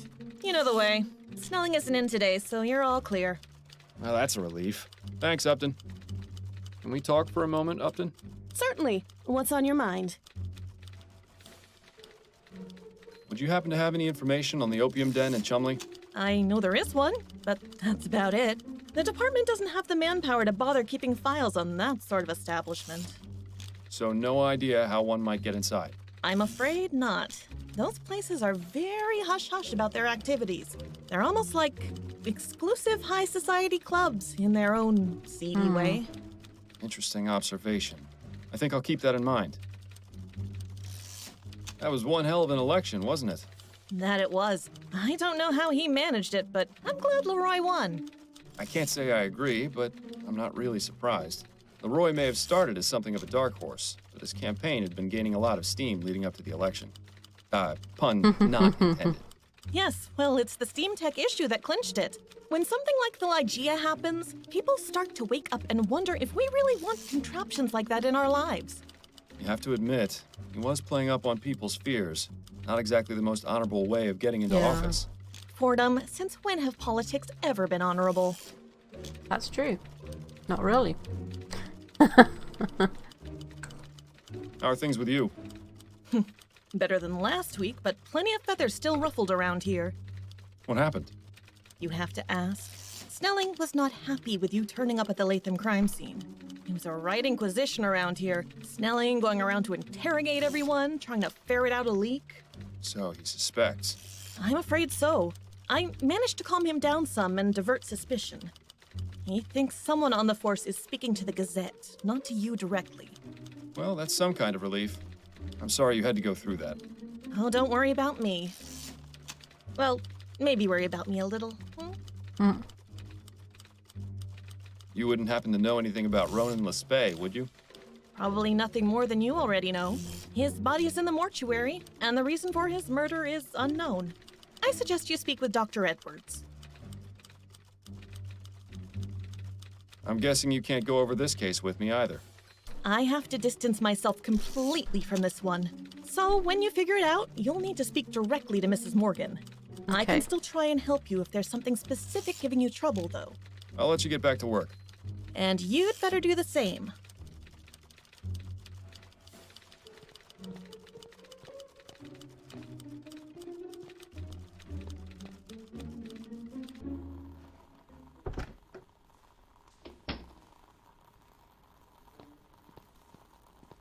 I hope I'm not interrupting anything, Edwards. Ah, Fordham. Always a pleasure. Have you got time for some questions? Of course. What are your thoughts on the election? There was an election? I think our friend Edwards needs to get out a bit more. Me too. I think he needs to get out a bit more. Stop spending his time with dead people. How's the coroner business? Things have been pretty dead around here lately. Don't quit your day job, Edwards. I see what you did there. So what can you tell me about Ronan Lespay? Caucasian male, approximately 27 years old. Died of blood loss as a result of being shot at close range. He was brought in 4 nights ago. I performed the postmortem the following day. After that, his next of kin was contacted. I believe his sister came to identify the body. Any personal opinions on what might have happened? Well, the fact he was shot at such a close range would suggest it was done by someone he knew. And robbery doesn't appear to be a motive, since his wallet was found on the body with money in it. Beyond that, your guess is as good as mine. Better, I hope. Did the postmortem reveal anything? Quite a few things, actually. Mr. Lespay was extremely inebriated when the shooting took place. There was enough alcohol in his blood to presume he had been drinking for hours before his death. I also managed to remove the bullet from his heart. It's a .36 caliber lead ball, standard revolver shot. It shouldn't be too hard to match to a weapon, provided you can find it. I have. Did you notice anything unusual about the clothes Mr. Lespay was wearing? Unusual? Not really. They seemed a bit big for him, but that's all. His sister seemed convinced that they didn't belong to him. That's a distinct possibility, but I couldn't say for sure. He could have just been a sloppy dresser. I found this pistol at the scene of the Lespay crime. Could you take a look and see if it was used to murder him? It's all slimy. Where was it? Sitting at the bottom of a storm drain. Oh, I suppose that's not as exciting as finding it inside someone's intestines. Did I ever tell you about that post-mortem, by the way? No. Oh, I certainly don't want to hear about it now. How long will it take you to analyze that pistol? I should have something conclusive within the hour, if you don't mind waiting. No, it'll give me some time to gather my thoughts. Right. I've concluded my analysis, and this gun was definitely used to shoot Mr. Lespay. The bullet I removed from his body is a perfect match. Thank you, Edwards. That is extremely helpful.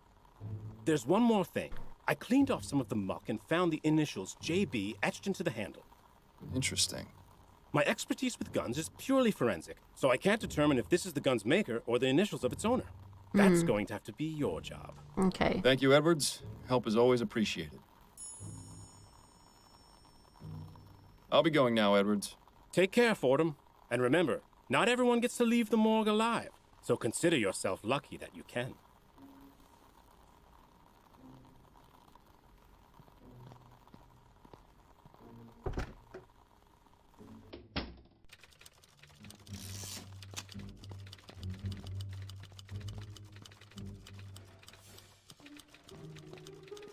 Keep up the good work, Upton. I might have some more questions later. I have no doubt you will.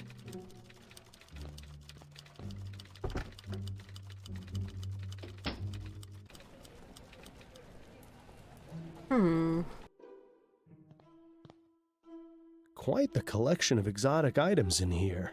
Ronan appears to be a seasoned world traveler. Or at least knows someone who is. Just looking at this painting is making me feel seasick. I had an illustration that looked similar to that one. I wonder where it ended up. I guess Ronan won't be realizing his world travel dreams now. Death really has a way of messing up your plans. Ronan wasn't too concerned with comfort, apparently. This is hardly bigger than a bunk at sea. This one is scarier than the other masks. Wait a moment. I think I saw something shiny in the back of the mouth. How about that? A perfect hiding place for a key. Some kind of owl mask. The hair looks incredibly familiar. This mask looks African. You should try it on. It'd be an improvement. Ronan's book collection mostly consists of cheap pulp adventure novels, but this top shelf looks interesting. No title, and it appears to be blank. I wonder if Ronan just kept empty books on his shelf to appear well-read. It's in another language, but it appears to be a Bible.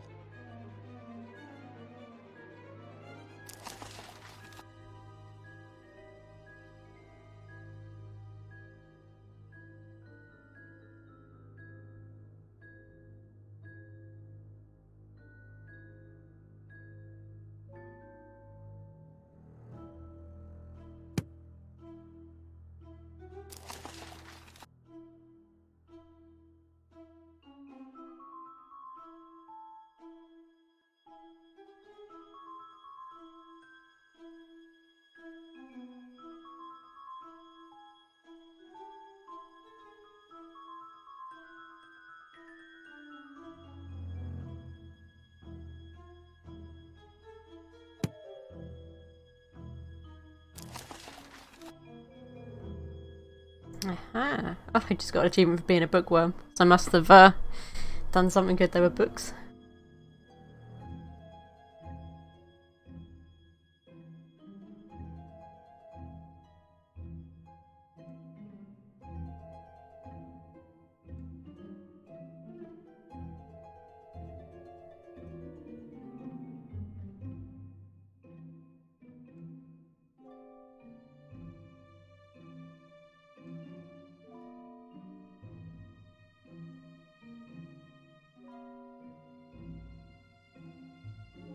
So maybe that's what you got to use. The riding the dragon is what you got to say to them. And they'll probably let you in, I guess.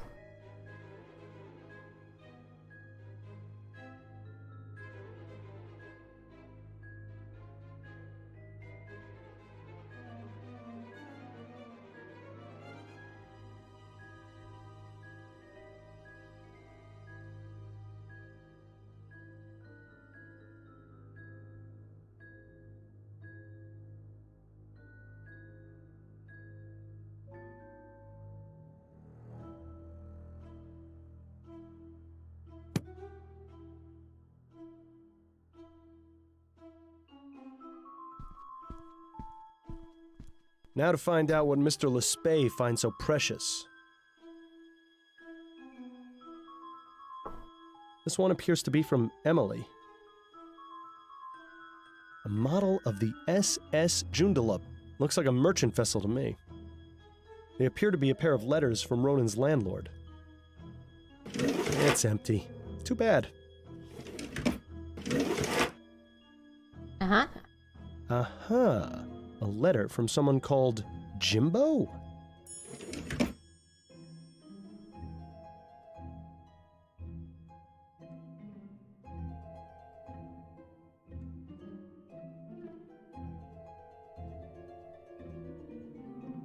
Ooh, this teacup could use a washing. I'd be surprised if it isn't permanently stuck to the desk. Looks like you found Ronan's journal. Perhaps this will be able to give us some more insight into what he was up to before he died.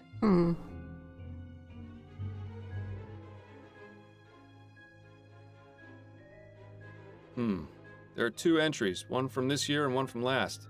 So, start with last year's. July 8th, 1843. I've decided I need to get out more, so I'm going to a club in Gascon tonight. Stuffing animals has taken its toll, and I need to talk to someone who isn't Emily or my co-workers. Gerald told me about a place called the Crimson Cat. I'll try it, and if I don't enjoy myself, I'll just come home. Now for this year's entry. July 8th, 1844. Today is our 1-year anniversary.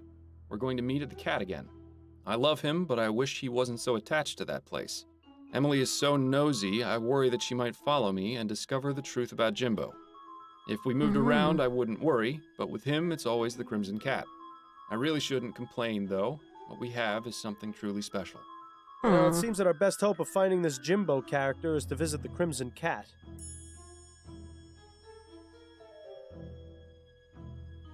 Let's see. February 24th, 1844. Jimbo has been at sea for nearly 2 months. These long periods away are the most difficult, but all the time seems to disappear when I see him again. My solace is that he will return with plenty of tales of adventure. I can hardly wait to hear them. November 9th, 1843. I have an uneasy feeling of dread today. Last night I had a frightening dream where fire rained from the sky and people were afflicted with an awful disease. I'm just going to focus on my work today. Perhaps the feeling will pass. March 11th, 1844. I must have eaten something last night which didn't agree with me because I've had a terrible case of the runs. Probably best to skip this one. Agreed. October 21st, 1843. The air is growing cold and is reminding me that I need to purchase a new pair of boots for the winter. I don't think this entry will be of much interest. June 17th, 1843. Someone brought in a rare big-eared hopping mouse from Australia yesterday. Stuffing it was quite a challenge, as the organs were difficult to remove without damaging the body. I think I'd rather not read about Ronan's taxidermy process any further.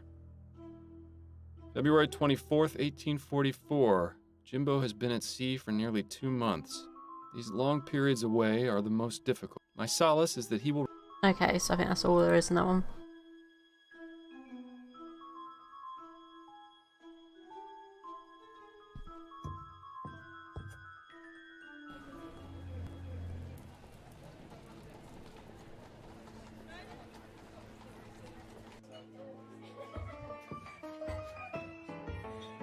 Ah, the Crimson Cat.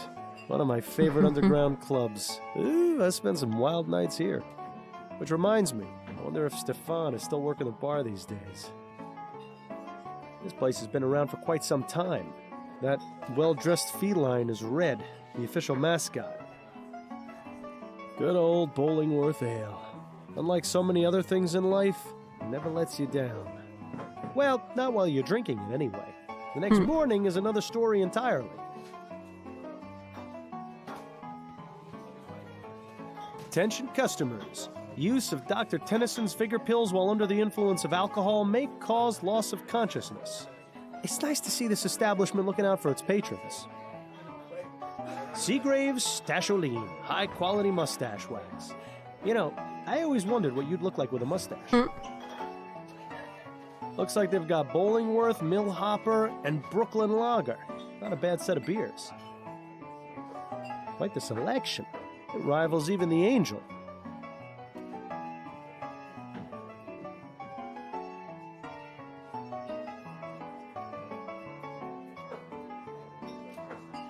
Fine beer always served here. Good to know.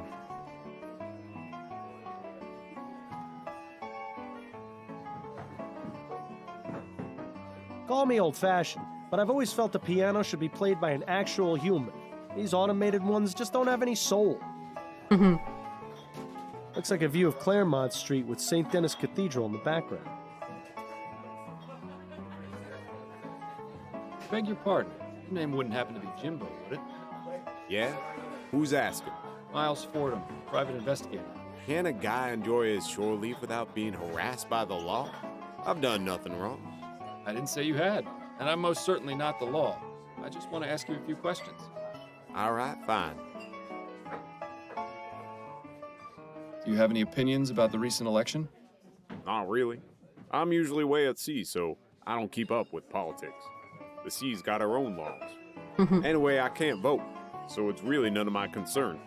But you're still affected by the decisions the Prime Minister makes. Not very fair, is it, Mr. Fordham? No, I suppose it isn't. Where does the name Jimbo come from? It's just a nickname. My real name's James Bowcroft. And what is it you do? I'm a sailor. I thought you detective types were supposed to be extra observant. Shouldn't you be able to tell me what my occupation was just by looking at my fingernails or something? Sorry to disappoint. Perceptiveness is important in my line of work, but I'm also just a man. I think perhaps Jimbo has been reading too many of those detective stories in Brentwood. You know Ronan the Spey? I knew him, yeah. Knew him? He and I haven't spoken recently. In about a month, actually. Things didn't go so well last time. How do you mean? Let's just say we didn't part on the best of terms. He made it very clear that he didn't want to speak to me again. Were you aware that Ronan was murdered? What? No, when? What happened? He was shot outside a tavern in Chumley 4 nights ago. Chumley? What was he doing there? I was hoping perhaps you could tell me. I honestly don't know. Ronan hardly went out, and he especially never crossed the river. Why was that? I think he was just too scared of the world to go out and see it for himself. He was happy enough reading about it in his books or collecting things I brought him back from my travels. Honestly, that's what I liked most about him. He was just an average, boring man. It was just the sort of balance I needed in my life. That's pretty much the exact same reason I always enjoyed working with you, Miles. You and Ronan had a special relationship, didn't you? Mr. Fordham, we're in an underground club. You don't have to tap dance around it. Yes, Ronan and I were a couple. At least up until last month. What happened, if you don't mind me asking? We had a misunderstanding. Ronan thought I had been seeing someone else. He was extremely jealous. I tried to explain that he had it all wrong, but he wouldn't hear me out. I was going to give him some time to cool off, but, well, that's not going to happen now, is it? If it's any consolation, I found a letter you wrote him, which he still kept in his desk. Damn. Thank you for telling me that. Thank you for your time. You're welcome.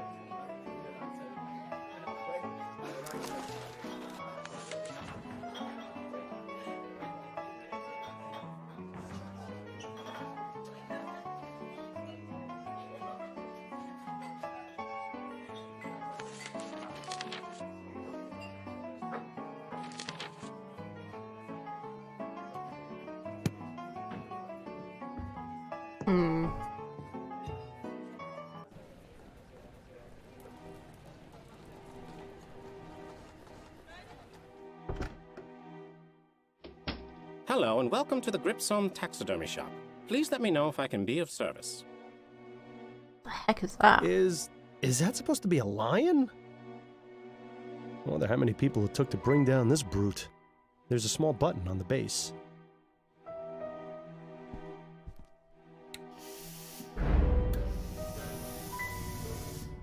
Wow. That moves. That's just when I thought I'd seen it all. What will they think of next? Reminds me of the one in the Dupre house, except that one actually looked alive. There's a small button on the base.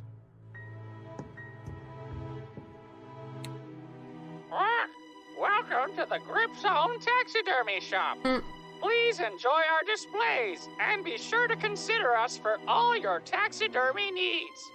Just a reminder, we stuff animals only. Wah! I thought owls were supposed to be wise. How'd this one let itself end up on display in a place like this? Exotic dead fauna from every other continent. You never even need to leave Vespuccia. That leads into a room with even more dead things. It's such a shame we haven't the time to stick around and explore.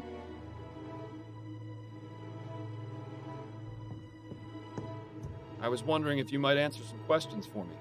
Of course. What can I help you with? Any thoughts on the recent election? Oh, is he I'd pale? really rather not talk about it. I don't know how the people of this country could put someone like Hart Leroy in charge. I know what you mean. Leroy may be a champion of the common man, but Atwood's vision for the future is more important right now. I couldn't agree more. Leroy wants to forsake all the technological advances of the last decade and take us back to the Dark Ages. Next thing you know, he'll be bringing slavery back. I doubt he'd go to such extremes. Perhaps we should drop the subject. I get a bit passionate when it comes to these sorts of things. So how did you get this job? Oh, it isn't a terribly exciting story, I'm afraid. I just saw an ad in the Gazette for a clerk position. I never expected to learn so much about taxidermy. I'm sure he's amazing conversation at parties. Anything you can tell me about the shop? Plenty! This is New Britannia's most sophisticated taxidermy shop. Unlike other taxidermists, we work with modern technology to get results they could only dream of. I guess what on the does movie that stuff. mean exactly? Using steam tech, we are able to create the illusion of life in these beasts. Just take a look at our floor samples. The parrot and gorilla are two of our finest works. They really speak for themselves. Well, the parrot does at least. I think it would frighten our customers if the gorilla did too. And once ethericity is harnessed as a viable source of energy, we'll get even better results. This guy is way too excited about bringing dead things back to life. Yes, fascinating. Moving on. I was told Ronan Lespay works here. Do you know him? Ronan? Yes, of course. That is to say, I know he works here. I haven't had much interaction with him. He mostly keeps to himself. Does he have an office or workspace I might have a look at? Now, wait just a minute. Why would I let some random stranger off the street in to look at an employee's workspace? Because I'm a private investigator and I'm trying to get some information. Well, even if that is the case, I'm afraid you're out of luck. Ronan does have a workspace, but it's completely bare. He doesn't keep anything here. Were you aware that Ronan was murdered 4 nights ago? I had no idea. That's awful. What happened? That's what I'm currently trying to find out. Do you know if Ronan had any enemies? Anyone who might want to do him harm? No. As I said, I didn't speak with him much, or know much about him. But now that I think about it, I did notice a strange man waiting around outside the shop a few days ago. Tell me about this strange man you saw. At the time, I didn't think much of him, but the more I recall, the more I realize he was being very suspicious. What did he do? He just stood outside across the street, but he seemed to be focusing on the building.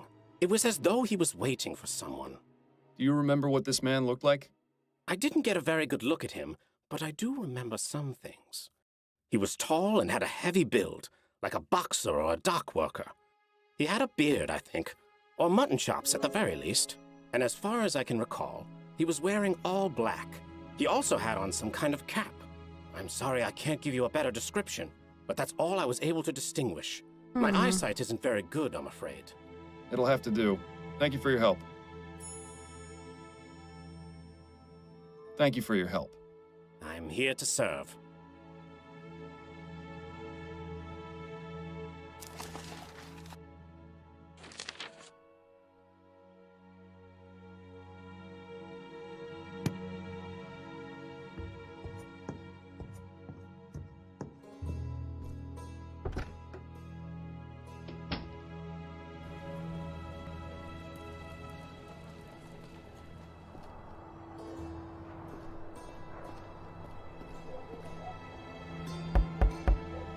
You again? What do you want? I was told this was the place to come if I wanted to ride the dragon. Oh. Well, why didn't you say so? Please, come in.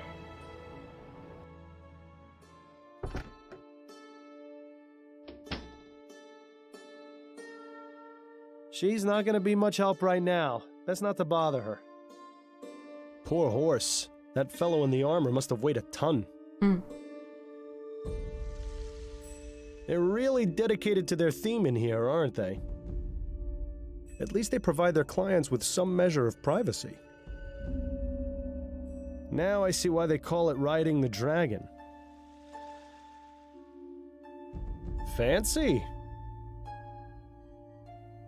Now I see.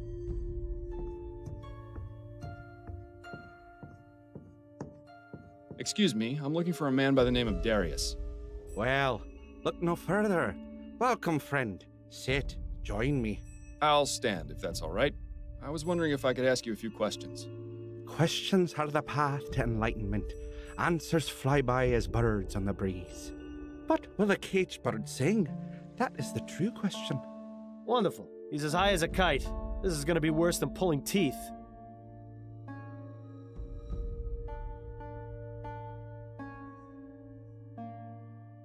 What can you tell me about the Silent Raven? Ah, the Raven. My home away from home. I would have thought that was this place. Unless this one is just the home. Do you have many friends there? People you speak with often? Yes, friends. I call them friends anyway, but really, what is a friend? Someone who drinks with you? Someone who shares secrets with you? Are those friends? My father used to tell me that the only two friends you had were your mother and the crown in your pocket. Well, both of those are gone now, so what does that mean for me? I don't know, sir. I'm just asking about people you speak to at the Raven. The barmaid, Nicole, she gets mad at me sometimes when I break things. But she's all right.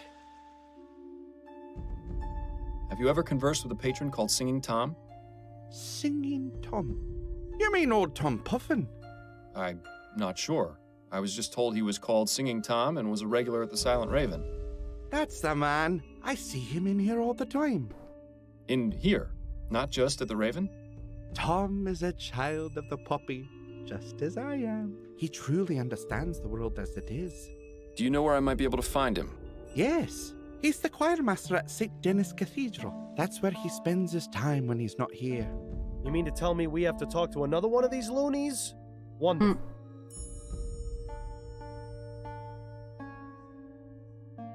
Do you often come to this establishment, Darius? Oh, yes. This place is better than any doctor or hospital. It has exactly the cure I need. Cure? For what? I'm ill, sir. Just as you are. Just as we all are. Infected by a terrible disease known as life. Speak for yourself. But spend a few hours in here with the intoxicating nectar of the poppy, and you'll find nothing can defeat you. Are you familiar with a man named Ronan Le Spay? I know many men. Some old, some young, some rich, some poor. Some I know by name, some by face. But this man you speak of, this Ronan, he is unfamiliar to me. I have a ferrotype. Do you recognize him? Forgive me, but my eyes are blurry. I cannot make out his features. Well, he's useless, isn't he? Too bad there's no way to snap him out of it, like there was with Dupre's kid. I was wondering if you could tell me whether you saw a certain man at the Raven on election night. He's tall, of strong build, with a beard or mutton chops, dressing all in black and possibly wearing a cap. Lots of people like that go to the Raven. I see loads of them every night. That's not very helpful. Now that you mention it, I do remember someone like that. He was a strange one. How so? I remember one of the times he came in, he was adjusting his hat. I could have sworn when he took it off for just a moment, his hair was bright red. How is that strange, exactly? Because his beard was jet black. It was the oddest thing I'd seen. Well, it was the oddest thing I'd seen. Until his beard slid halfway down his face. So he's not really wearing... Well, thank you for the information. Wonderful. This testimony is about as useful as a hole in the head. Then again, there might be something to it. So the bid might have been fake? So did you manage to get out of here and vote? Please don't bother me with such trivial matters. Why should I care who leads the government? As long as they don't outlaw places like this, they can do whatever they please. Is this guy ignorant or just apathetic? Yeah, well, I don't know, and I don't care. Do you know anything about the murder outside the Silent Raven on election night? Murder? Was it a murder? It was. A man was shot in cold blood. That would explain the commotion, as well as the sound. So you heard the gunshot? I did. I thought it might have been one of the voting machines making a noise, but then there were shouts, and people began to run. Did you see or hear anything before you heard the gunshot? I seem to remember hearing a man shouting a name. A name? Yes. It sounded like Priscilla. Well, how about that? He's managed to be of some use after all. Assuming he's telling the truth, of course. And does the name Priscilla mean anything to you? Afraid not, young man. Goodbye, sir. Goodbye, young man. May you find peace and happiness.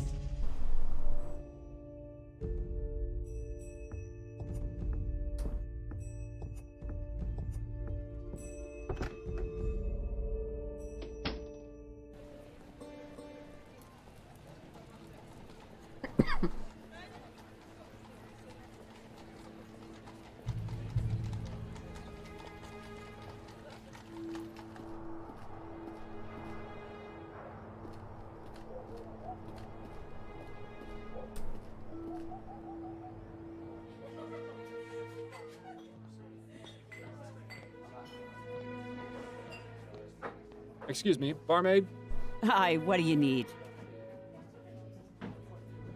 I was given the physical description of a man, and I was wondering if you might recognize him if I told you. Perhaps. Go on, then. He's tall, of strong build, with a beard or mutton chops, dressing all in black and possibly wearing a cap. Bit vague, wouldn't you say? That covers about half our clientele. I was afraid that might be the case. Did you notice anyone of that description here on election night? No. Can't say I did, sorry. Does the name Priscilla mean anything to you? Nope. I appreciate you taking the time to chat. Yeah.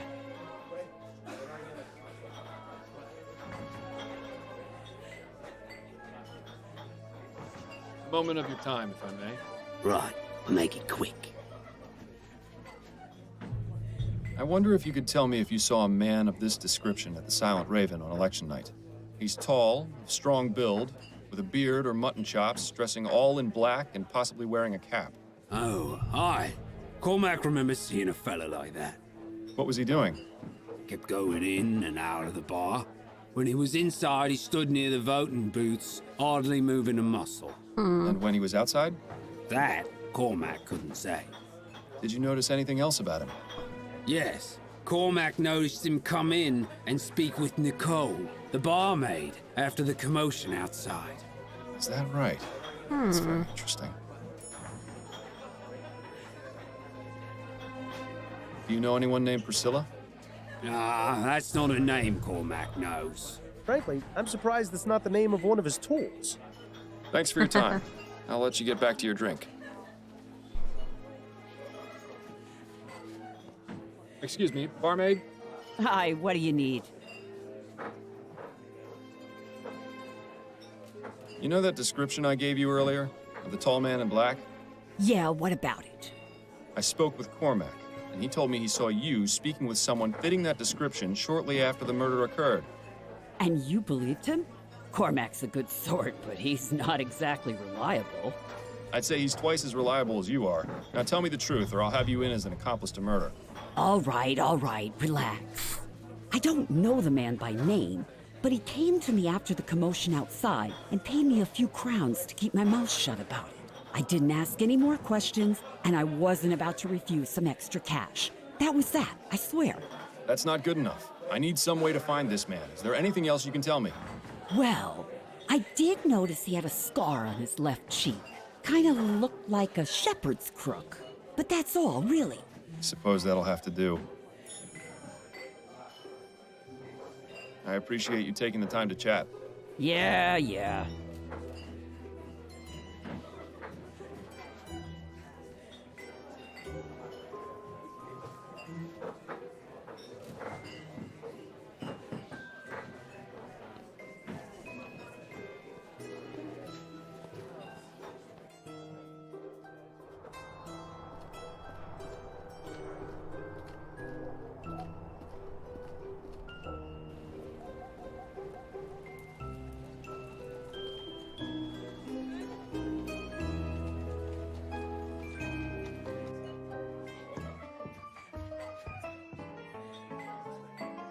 Hello, Jimbo. I have a few more questions for you. All right, fine. Does the name Priscilla mean anything to you? Yes, that's my ship, the SS Priscilla. I see. Did Ronan know about it? Of course. He always used to ask me to bring him back some exotic souvenir. Thank you for your time. You're welcome. Miles, have you ever noticed that this Jimbo fellow fits the description of the man loitering outside the taxidermy shop? The barmaid told us she saw someone matching that description at the Raven on election night. Not only that, Priscilla just so happens to be the name of the ship Jimbo works on. And the pistol used to murder Ronan has the initials JB etched on it. It could be a coincidence, but I think it's quite reasonable to consider him as a suspect. Yeah, but he hasn't got the scar on his face, though.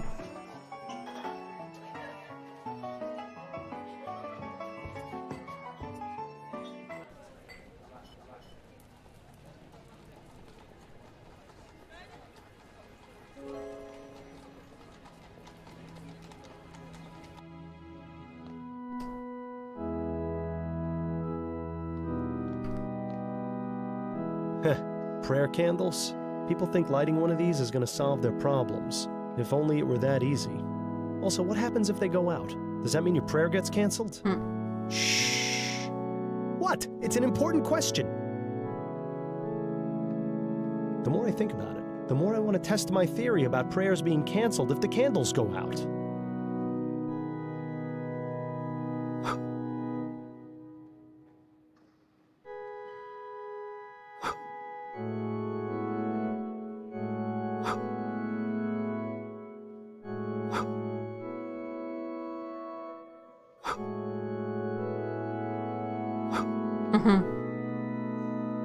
Well, that's all of them. Hope you made a wish.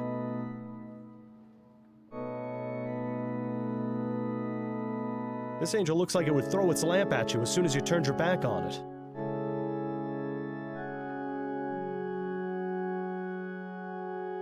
Now this is one intriguing chest. If only we could search it without arousing any suspicions. What a racket. I'm glad you're not a member of this church. Sitting through Sunday Mass would drive me insane.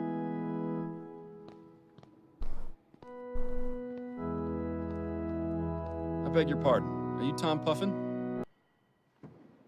I am. How may I help you? Miles Fordham, private investigator. I wanted to ask you a few questions.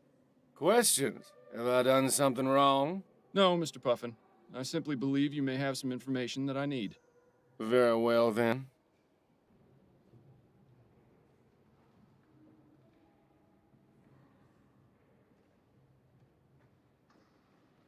How did you become choir master of this church? Oh, well, I studied music at the University of New Britannia. Once I completed my studies, I began writing symphonies in hopes of securing a patron, but I had no luck. So I decided to focus on choral compositions. I said a few pieces to the bishop, and he offered me the position. And you enjoy it? Oh, yes, sir, immensely. I'm able to continue composing songs for our choir, as well as teach music to our young members. I take my church duties very seriously. What else do you do besides lead the choir? Just a few things here and there, making sure the aisles and the pews are clean, tending to the prayer candles, and that sort of thing. What were you doing on election night, Mr. Puffin? Election night? That was ages ago, wasn't it? It was 4 nights ago, to be precise. Oh, you have to understand. I have trouble recalling what I ate for breakfast this morning, let alone what happened 4 nights ago. Well, isn't that convenient? Do try to remember, Mr. Puffin. It's quite important. Well, I know I voted at my local polling place, the Silent Raven. And then... I'm not sure, actually. So, what do you think of the election results? All right, the election. Who won? Leroy. He beat Atwood by a significant margin. Oh, I suppose that's good. I think I may have voted for him, but I'm not sure. Does the name Priscilla mean anything to you? Priscilla? What does that have to do with anything? The name has come up in my investigation. Is it someone you're acquainted with? No, it isn't. I don't know anyone by that name. He certainly seemed concerned about her, though. Do you recognize the man in this photo? Is that... No, never mind. What is it? Well, for a moment, I thought it was someone else, but I was clearly mistaken. So you don't recognize this person, then? Afraid not. Who is he? His name is, or rather was, Ronan Lespay. What? Is he dead? He is. I'm trying to find out who killed him. Well, I hope you find your man, Mr. Fordham. Do you know anything about the murder outside the Silent Raven? Murder? Yes, a man was shot. Did you see or hear anything? I don't remember. I don't think so, no. How long were you at the Raven that evening? Not very long, I don't think. I went, voted, stayed for a drink, and then I left. Do you recall what you did the rest of the evening? Not specifically. I probably went home and went to bed, like I always do. Are you in the habit of using opium, Mr. Puffin? What? Why would you think that? I met your friend Darius. He told me you share a pastime. All right, yes, I do enjoy a visit to the opium den from time to time. From time to time? More like morning, noon, and night. Have you found the drug has had any adverse effects? Memory loss, for example. I admit I'm not quite as quick as I used to be, but without it, I'm in constant pain.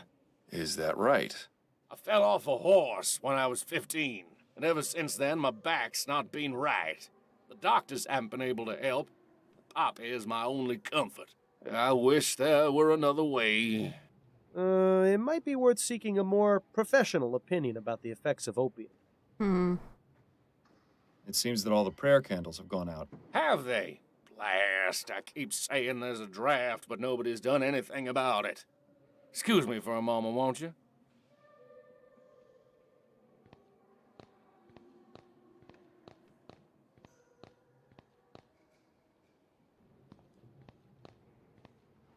Let's hope this chest hasn't got squeaky hinges.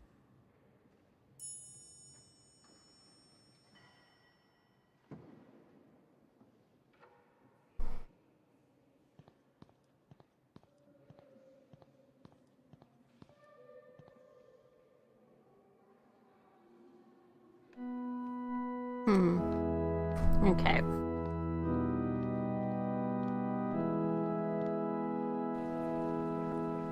I think what I'm going to do here for now, guys, is I'm going to call it an end of today's stream. Hopefully I'll be streaming again, possibly Friday.